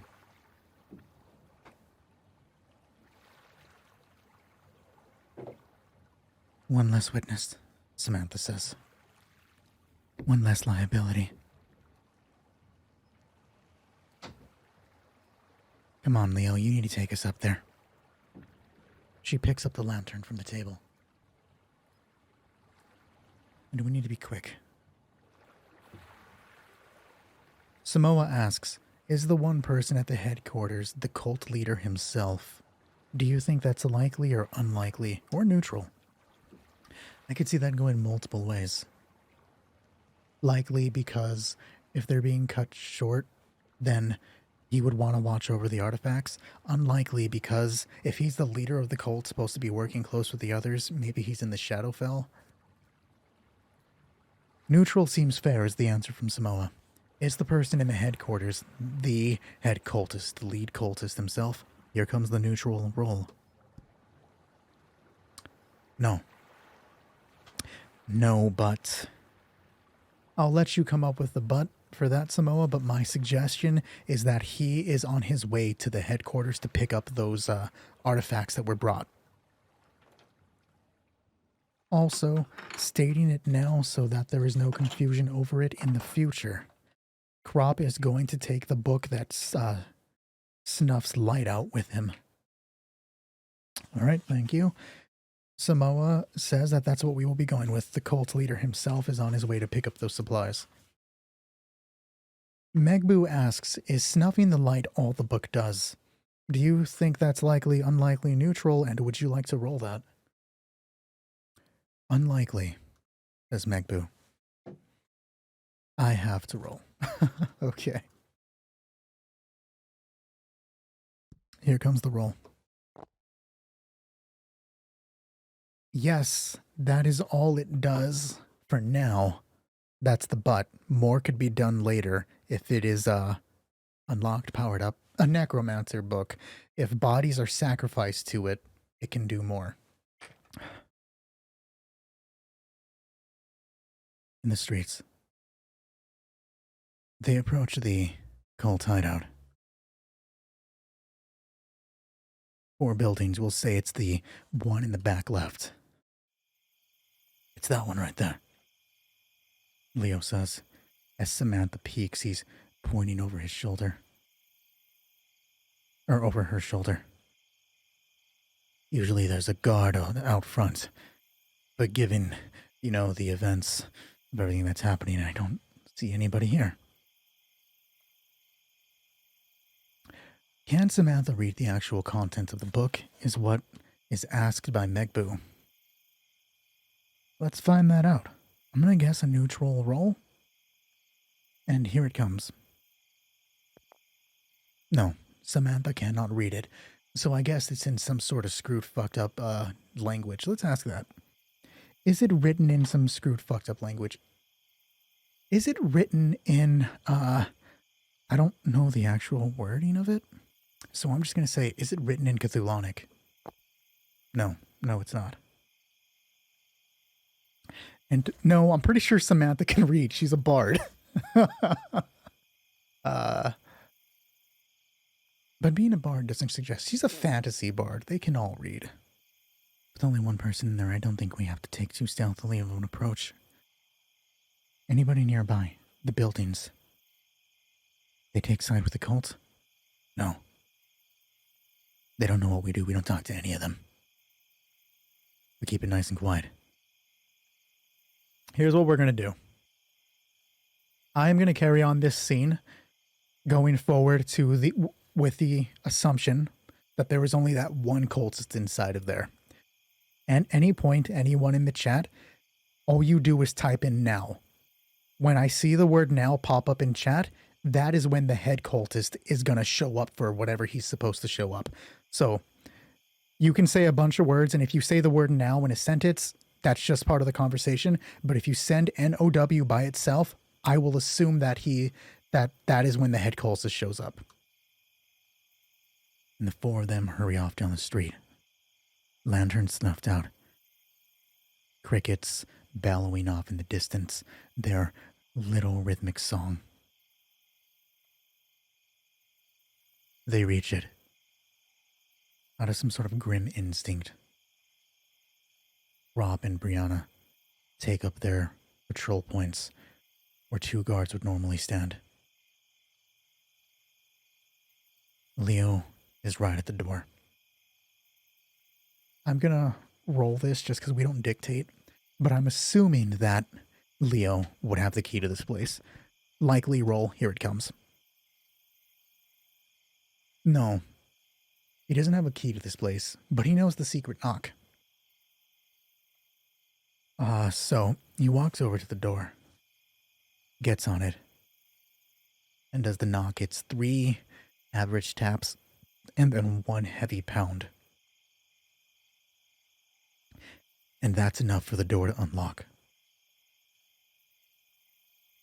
Samoa asks, would the cult leader bring the illicit dagger? And he believes that it's likely. Here comes the 2 dice. Would he? Intervention 1. Yes, he would bring the cult dagger. And you may think of the and as we move through the scene. And once the door even momentarily opens, Leo pushes his way in. It's an aggressive push. As I clear out the scene to draw the building layout. Samoa says the and is that the cultist is the only one that knows the summoning word because he doesn't trust anyone else with it. Grabbing a random cultist figure. She is caught off guard, grabbed by Leo, who pushes her immediately against the dresser. The others funnel in, with Crop taking the door to hold it. Brianna moves across to make sure the other door doesn't get disturbed. She's blocking it out, as Samantha and Leo get the last cultist against the wall. Is she a trusted Is this also a new hire cultist? Here comes the roll. Yes. A correction from Samoa. It's the cult leader that has the dagger, not the cultist, just to clear it out. Okay, I was thinking that as well, but it's best to say it. Let's not leave anything unspecified. And she is a new hire. She's pushed against the wall. Likely, is it another mate from Holly's ship? Yes. Hold her down. I got the shackles. And he grabs the shackles, gets this woman, binds her to the ring of the shelf so that she can't leave. And Samantha's shaking the wardrobe to make sure it doesn't move. And it doesn't. It's sturdy. All right, she's secure. She's not going anywhere. Good. Rob stays holding the door. Clear this place out. Move quickly. We keep him over here. I need your help moving the bed, Samantha. They rush to the other side. He kicks the table with his foot, grabs one other side, and they both grab it and start dragging it away. We'll say there's a small compartment underneath that goes into the ground. This is Dungeons and Dragons, right? And I don't want to use the word dungeon, but we're going to use the word dungeon. Instead of that just leading to a little hole in the ground where items are secured, is there a goddamn dungeon beneath this house? I'm going to leave that neutral. No, there's not a dungeon, but it's a cellar. Right here. Give me a second, I'll go through. And he lifts the hatch open, but it doesn't hum. There is no escape here. And he crawls right down. I'll hand you everything I got. Sure. All right, hurry. Hurry it up, Brianna says from off down the other point of the hall. And she holds her hands through as he's putting something up. Does he hand a weapon up? No, it's not a weapon that he hands. It's a scroll. He hands up a bag. It's a bag full of smaller items. Here, I want you to take... Okay, now has been triggered. I'm going to guess that he's going to come in from the other door. I have a laser pointer. Why am I pointing? That he's going to come in from this door because Crop is holding the other one, and the head cultist likely has a key for this. And Brianna's focused in on him. She's less ready than Crop is. So the door gets unlocked. She turns around surprised as it rips open. And she sees the head cultist. Oh, fuck! She shouts out. But I'm going to have him be a bit ready for it, ready to do something against her. So at this particular moment, we are looking down to the stats. He has command. Oh, he has hold person. We'll do hold person. And just because he's the head cultist, we're not going to do anything, any rolls. We're just going to make it like a deep dramatic. Oh, fuck, she looks out. And then the spell reaches out. As he casts it, he doesn't make the hand sign. He opens the door, he sees, he twirls and pushes, and as he does that, the spell moves forward, dragging air with it until it closes around Brianna. Too thick for her to move, she's stuck in place. What the hell is this? And Samantha's holding that little bag that was just given. Oh, shit. And the cultist stands in front of her. I got the next one, come on! Leo. And Leo climbs up the ladder to peek through. Ferric, they have me locked up over here! Ferric, help! Rob moves to the side. He doesn't hesitate. Knife in hand, he stabs this woman in the kidney and then gets on the right side of the shelf. She falls limp, laying against this. Brianna unable to move. Samantha's holding the bag in her hand, and she drops it. Well, you're the other arbiter, the cultist says. Leo, why don't you go ahead and come on up? What I want to ask is he willing to use the Illithid dagger right now? And I think it's likely, because he would know Leo. He would know Leo betrayed them in the Shadowfell. He's probably coming here because of Jericho. So this guy's probably here to do some dirt. So, rolling towards likely, is he going to use the dagger? I think that's a 6. Yes.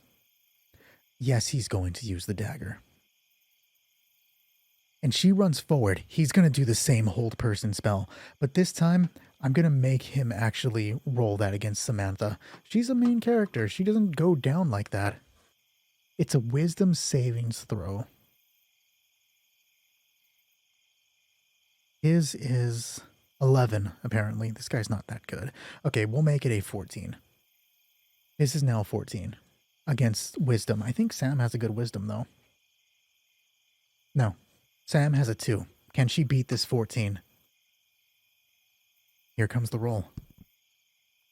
Yes! Yes, she can. Samantha drops the bag. Holding the sword ad Victoriam, she immediately rushes forward. She's thinking to close the distance, to do something, and he holds out his hand, twists the air about him, and throws it. It moves forward. She can see the swirl slicing out, and she cuts through the air, breaking it in pieces as she gets closer. She's just going to do a quick strike out for this.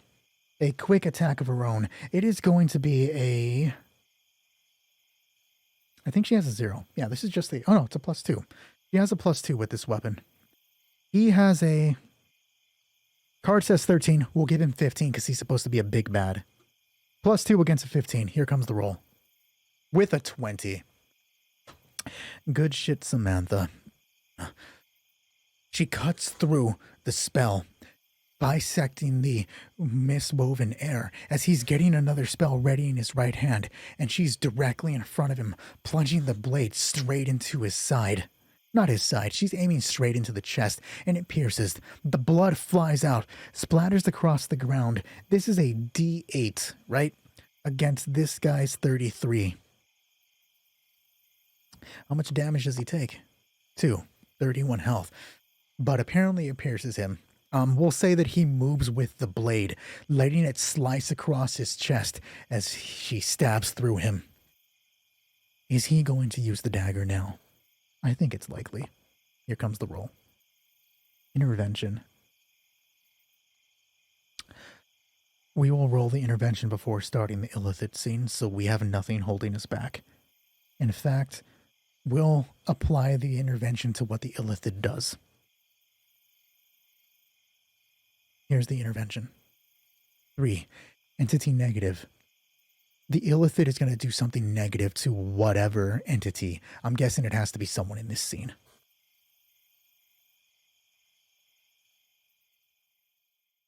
The purple light kicks out.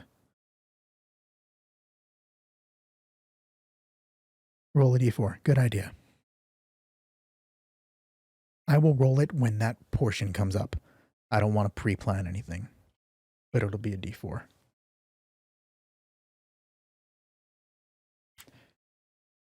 One, 2, 3, 4. Down there in the side. That's how we'll do it. But I'll roll it when the illithid does its dirt. Does summoning the illithid take off the counter for the Githyan, just the Gith, because they're both going to be here. I'm going to leave that neutral. That was not a good roll, but no, it does not. And it's a quiet summoning. It doesn't even make a blip. They don't know it's coming. The purple light comes up. Samantha comes for the backswing, trying to cleave it, and her hand is caught by something. And she sees the purple hand gripping her wrist, and she tries to move the sword, and then she's like, oh wait, it's purple, and follows it up to the beast that holds her.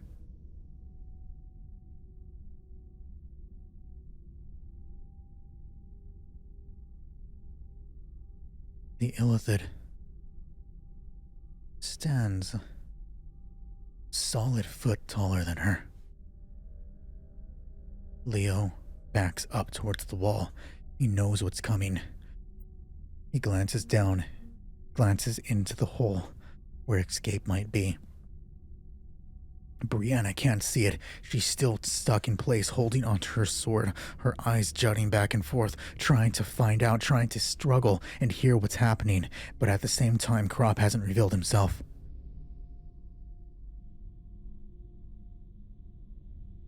You people are violent, the illithid says, into her mind.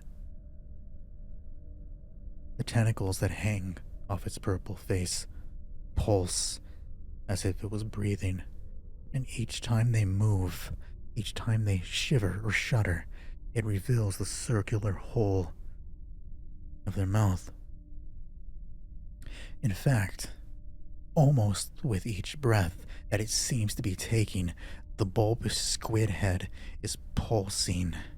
It moves much like the ocean itself, bobbing and weaving like liquid flesh. The lantern left on the top of the shelf gives light to the golden armor the illithid wears.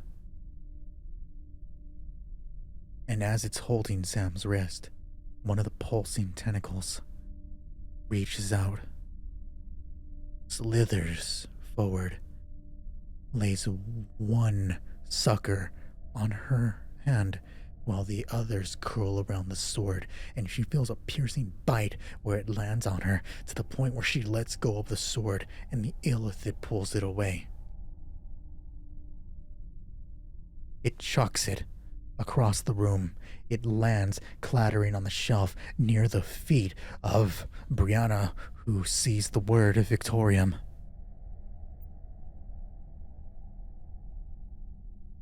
"You're bleeding," it says to the head cultist.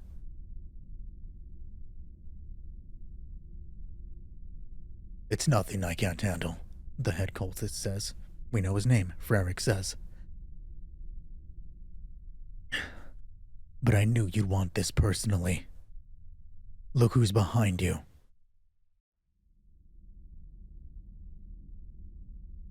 And it turns around, finding Leo. And it steps forward. Samantha looks to her hand that was just held, where the purple residue is left on it, almost translucent in itself. It's barely there. "You disappoint me, Leo."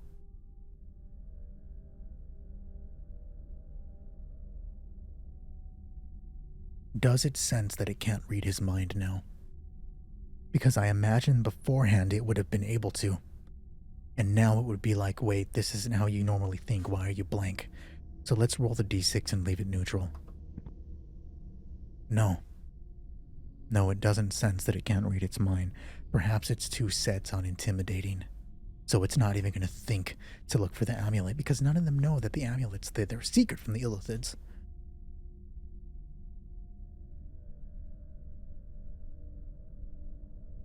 "They told me we could expect great things from you. That you had such a wonderful mind." And the 4 tentacles jump up. They reach onto his face, slithering around the top, the lower portion covering his mouth, while the other 2 flitter and titter along his nose.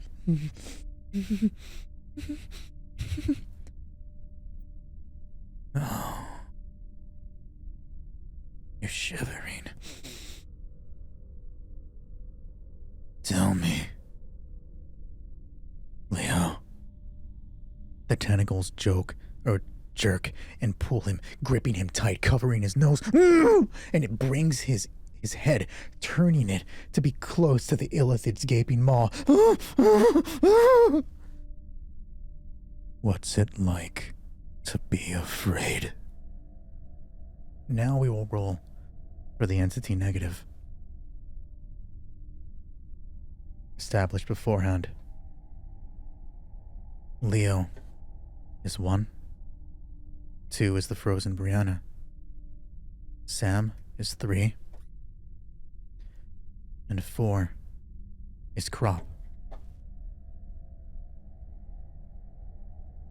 Here comes the D4. 4 is Crop. Entity negative will happen to him. The most obvious thing that anybody can think of is that entity negative means death. I'm going to let this scene play out for a small amount of time, due to the fact that Crop is still hidden. If nobody answers, or let me say that in the time that I'm doing this, someone can throw out an answer of what negative thing happens to Crop. If not, I'll go with wherever the scene takes me by the end of it.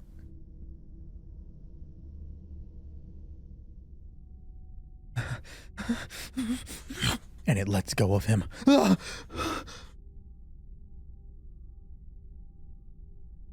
Did it feel the amulet as it was close on Leo? Neutral roll. No. But it senses something's wrong.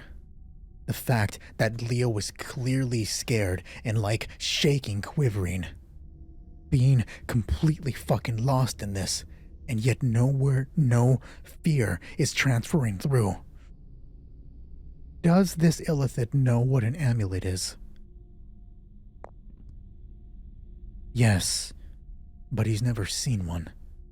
He just knows that they might be a thing. A tentacle, one wrapped around his nose, peels away. It leaves that little viscous fluid and marks upon the skin. Samoa says that instead of death, how about that he loses his arm? We will do that. And it searches through the body until it closes around the amulet. When it touches the amulet, it sends out a pulse, a larger ping. The Githyanki and the Githzerai are a hell of a lot closer now. Almost here, in fact. 1 and 2. What's this? Its arm curls around the amulet and rips it off of him. As it does that, the fucking illithid pushes him into the cellar. Oh! And he lands. As the illithid turns around, the tentacle unfurls, grabs the latch, and closes him in there.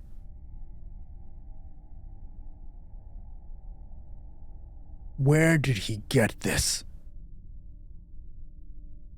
The illithid approaches Rerick, and Samantha backs out of his way. Where did he get this? I don't know. I was not aware that he had it. Why? Can I not read your mind either?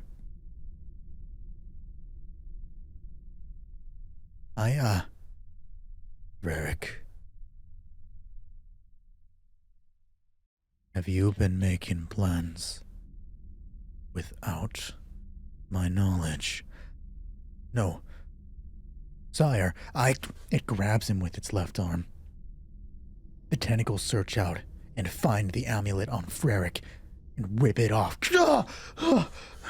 It looks at the amulet and Samantha sees it.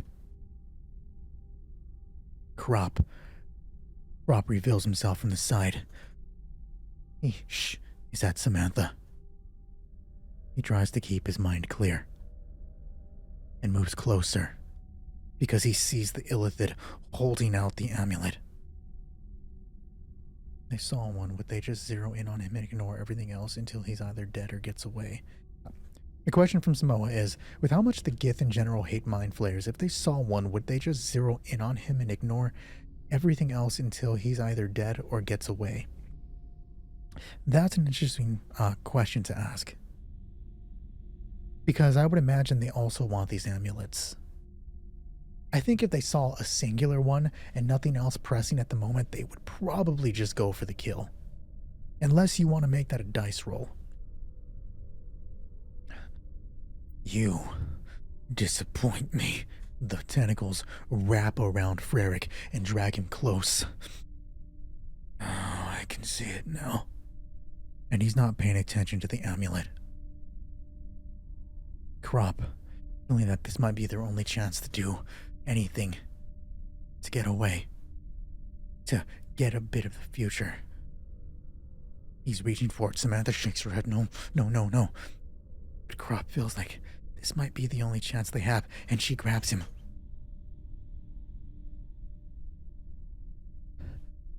And the two turn. But as they do that, Frerick is dropped. The four tentacles grab on to the arm, exposed arm, not the one with the shield, and rip it back towards the open maw. His hand is drawn into the illithid. He screams out as the circular teeth bite down, rip, and tear.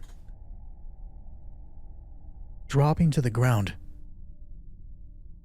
Crop is missing his right arm, and he looks at it, wide-eyed. Samantha drops down to her knees and starts applying pressure to it. Did I say you can help him?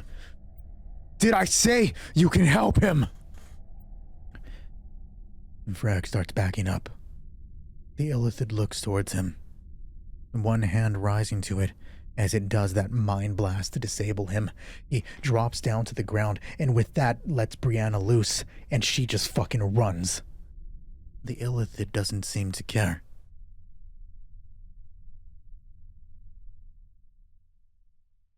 It looks at the amulet, and then the other one that a tentacle is curled around holding, and it lets the two lower ones drag it closer.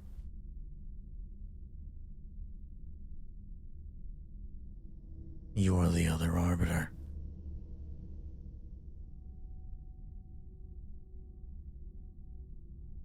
The two of you have been nothing but trouble. And Samantha looks up at him.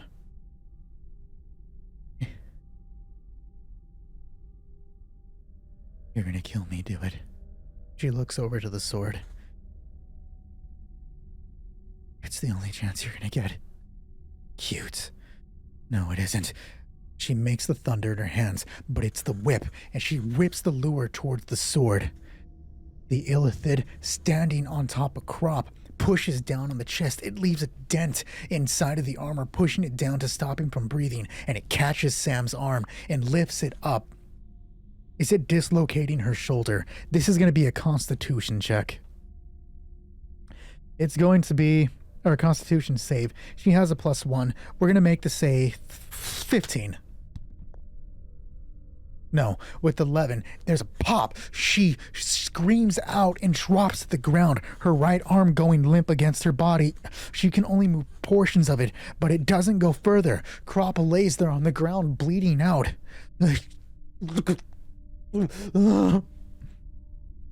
And Rarick lays off to the side. This thing is aware of them. Samantha looks to the amulet dangling from his side, or from his tentacle. She can't move her right arm, but her left one is capable of moving. I can't have her act on that. I was gonna say she reaches out and grabs the amulet, but no, why would she do that? That's fucking stupid. She doesn't know that that would summon the Gith. So she's not gonna think, like, I'm gonna do this, because it's probably just gonna fucking piss it off more. And that's just acting on third-party information. We don't want to do that. That's not what we do here. But we need to give more to this Mind Flayer to do than just be intimidating. The characters need to have something they can do against it. It has that Mind Blast, obviously. Extract brain. Yeah, let's just have it murder Samantha right here. The psychic damage, of course. Nothing that I want to have hit strike out with right now. Let's give Samantha a bit more to do. She has her own magic. Her own way to do things. We've already have her cast Thunder and Healing Word level 2. So she has no more second level spells. A minor illusion wouldn't help too much. The only thing I think that she would think to do right now. No, because she was told that they can stop Black Shuck. So if she attacked with Black Shuck, maybe it's a desperation move. Hell, with her arm not broken, but with her shoulder dislocated, maybe she's not thinking about that. So why would she consider it?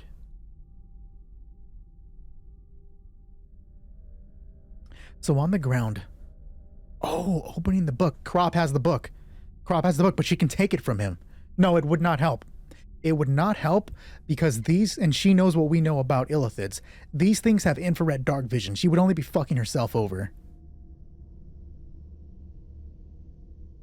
Ah, shit, that would have been good. But what she's going to do She's gonna lift her finger towards it, and she's gonna talk. But what she's really doing is casting True Strike at it. This is a cantrip. And it essentially, you point a finger at your target, your magic grants you a brief insight into the target defenses. On your next attack, you gained advantage on your first attack, provided that this spell hasn't ended. So laying on the ground, pointing up at it, I don't think you can. And then she lowers it as if she was going weak. But as she lowers it, she grabs at the dagger in her side. She grabs at the Shuck dagger. This thing can read her mind, though. It knows what she's planning.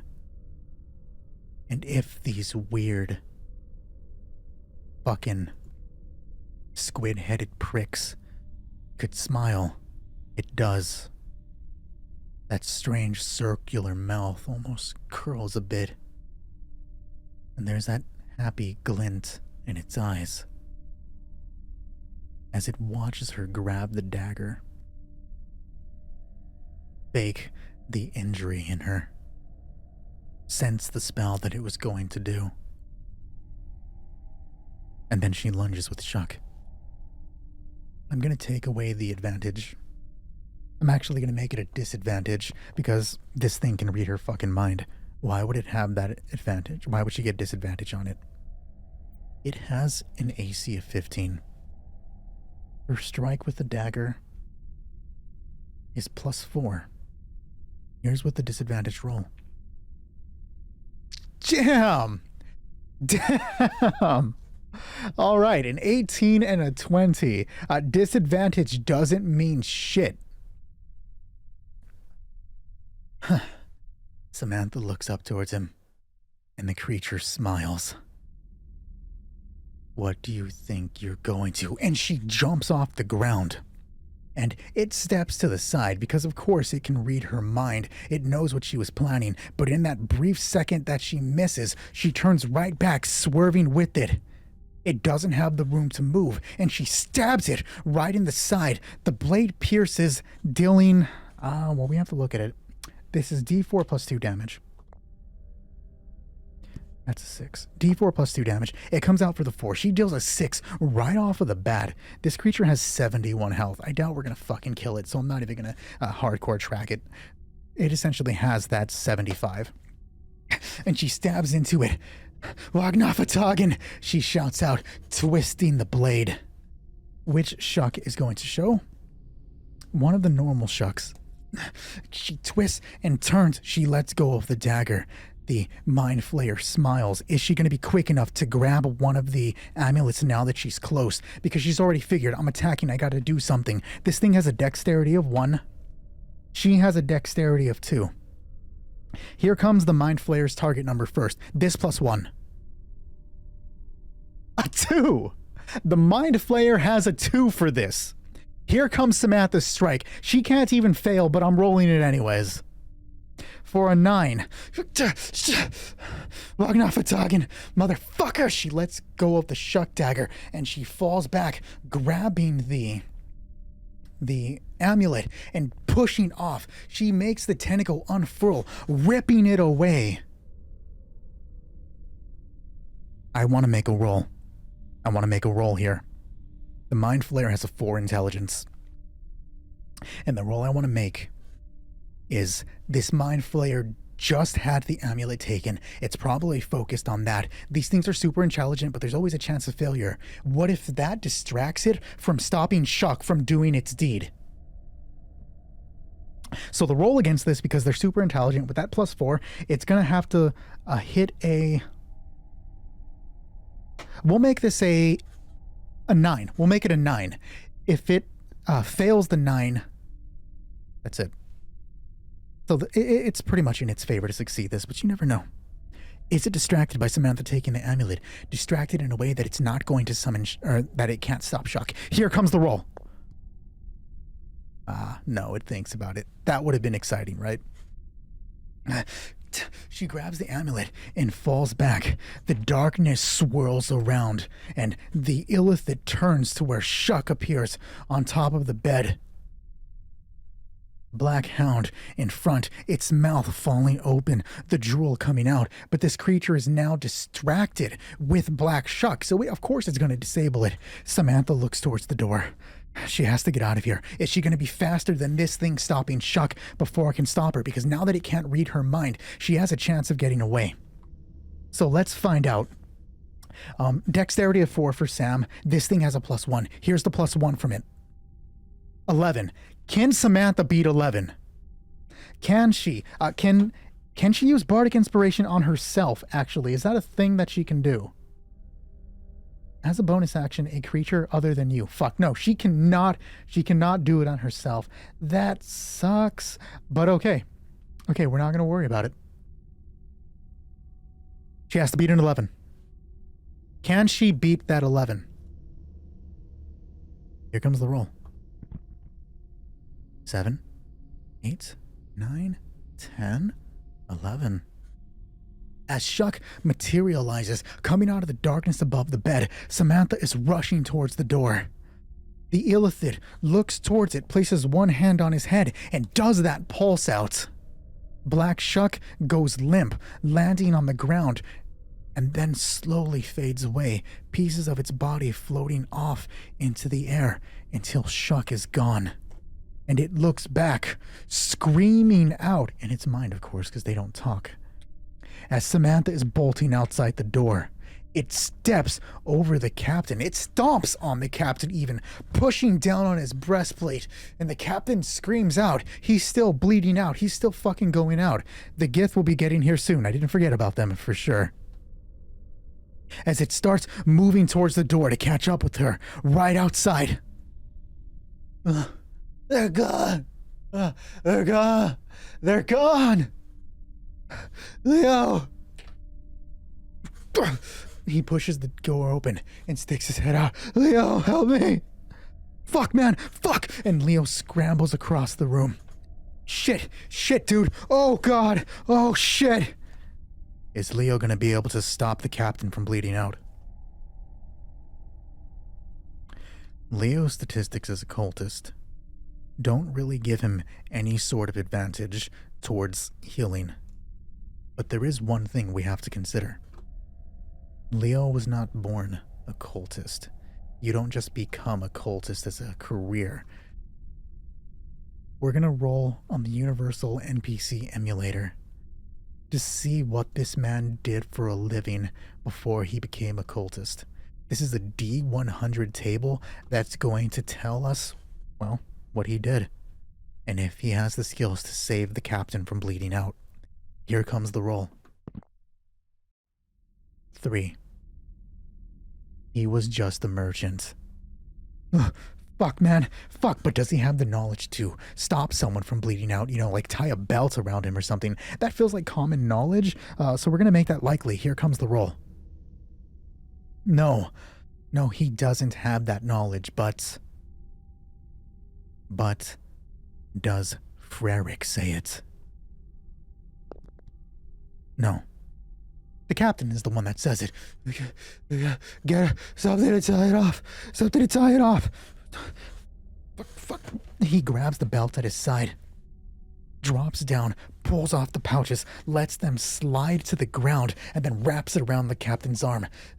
You gotta put something in the ticket. What? Something to turn it with. He grabs a dagger out and puts it in the leather and twists it so that it presses down on the wound. What do I do now, man? The bleeding. Hold something against the bleeding. Fuck!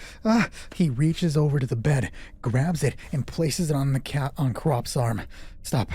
Okay. Oh, I need to get you to a healer, man. I don't know. I gotta get you to a healer. Rarick stands up. Is he going to intervene in this? I'm going to leave it neutral.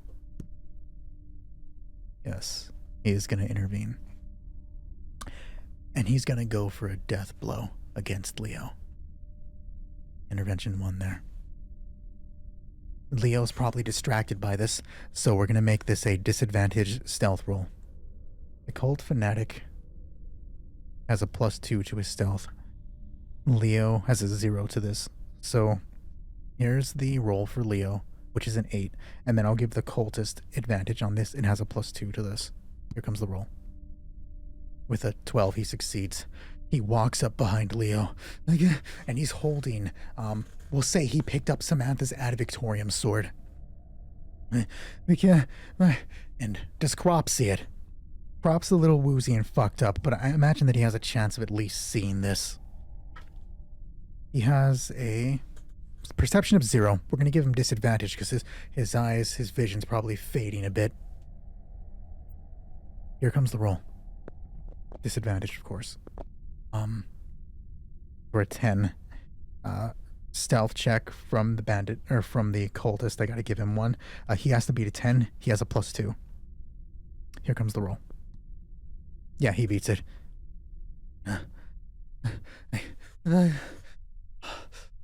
He closes his eyes and grits his teeth, that being the captain, but holding the Ad Victorium sword. The captain's eyes close right at the time that he would see Freric, who lifts the sword high above and brings it down.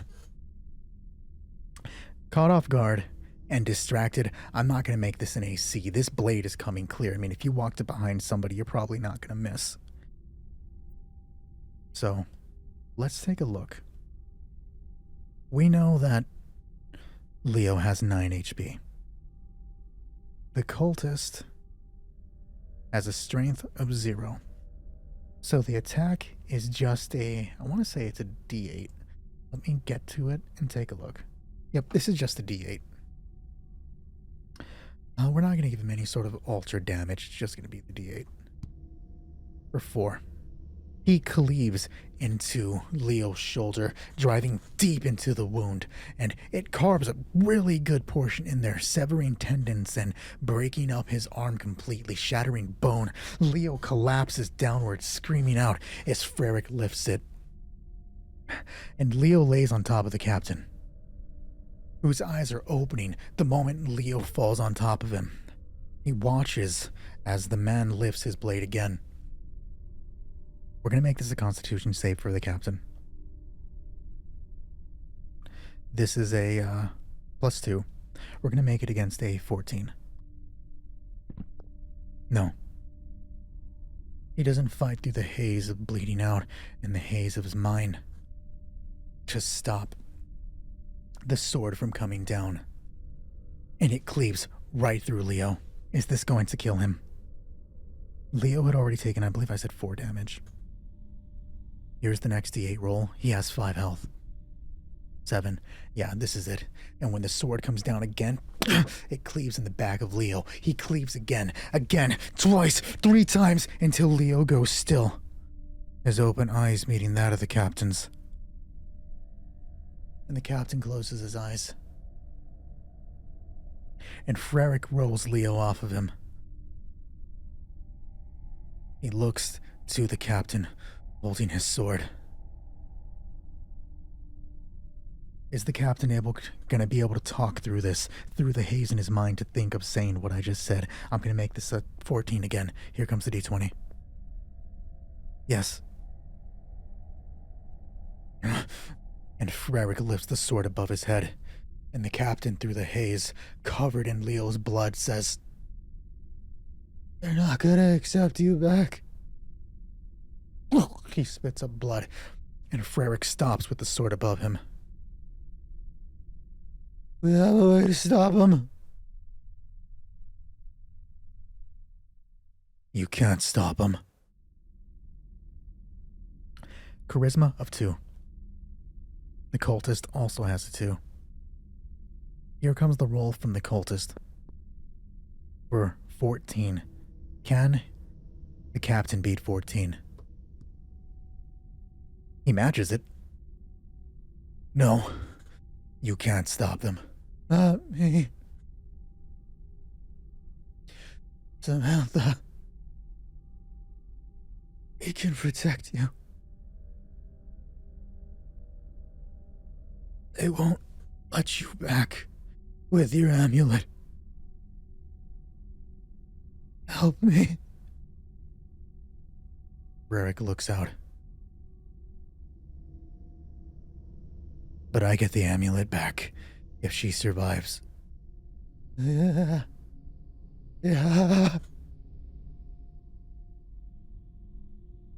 And Frerick grabs the man and forces him up. I got a place we can hide. But we gotta get away from this town. We gotta get away from where they can read us.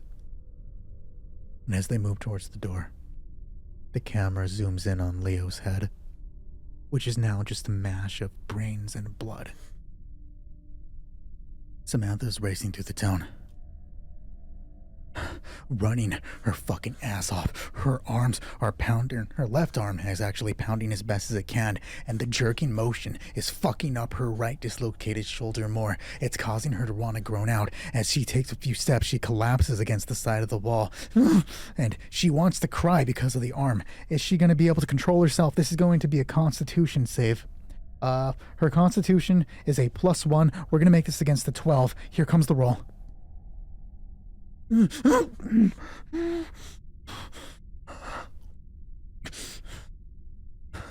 And she keeps quiet.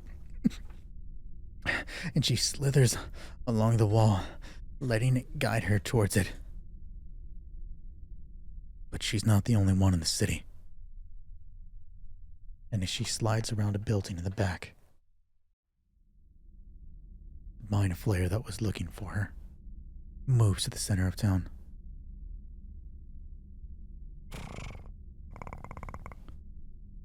It's tentacles pulsing. 2 of them reach high, the other 2 reach low, and they continue their pulse, jumping back and forth. Perhaps the squid head is now veiny as it's using all of its psionic power to reach out and look, to reach out and find this woman, and as it strikes and moves through, we said it doesn't grant you complete immunity, but it gives you resistance towards being found by the Mind Flayer. How do we want to mechanically represent that resistance? We can make this an intelligence check to see if it locates her. It has a +4, and we'll say that the amulet gives a, we'll say the amulet gives a +6. Samantha's intelligence is a -1, so the amulet makes her a 5. We'll roll hers first since it's challenging her. And here comes this roll +5. For 19. All right, we're looking pretty good. Here's a +4. We'll give it a disadvantage roll as well. No, just +4. For a 20, of course. And as it's pulsing, the top left tentacle turns as it catches where she's at. And the cultist moves closer. The heartbeat sound that the illithid has starts getting louder as Samantha's spine chill has been going off the entire time. She knows that she needs to get out of here, that she needs to escape, and then she hears the Mind Flayer's voice within her mind. You can't hide forever. And she looks to her arm, and she feels that pain.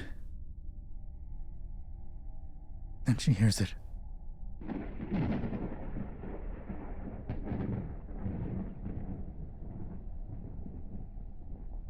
And the illithid turns around. It knows what that is. It recognizes that crash. And it looks back towards Samantha, hearing what it was. And the creature moves. It knows it has to be gone. It knows it has to act fast, and it communicates mentally, trying to reach out to talk to the Elder Brain. As the illithid flees, Samantha leans back against the wall. Then the moon itself gets blanketed, and she can see the silhouette above as the ground is caked up in dust. Outlining the moon in a shadow is the silhouette of a dragon. We will end there for this week, and to give the introduction of the Gith something worthy of them,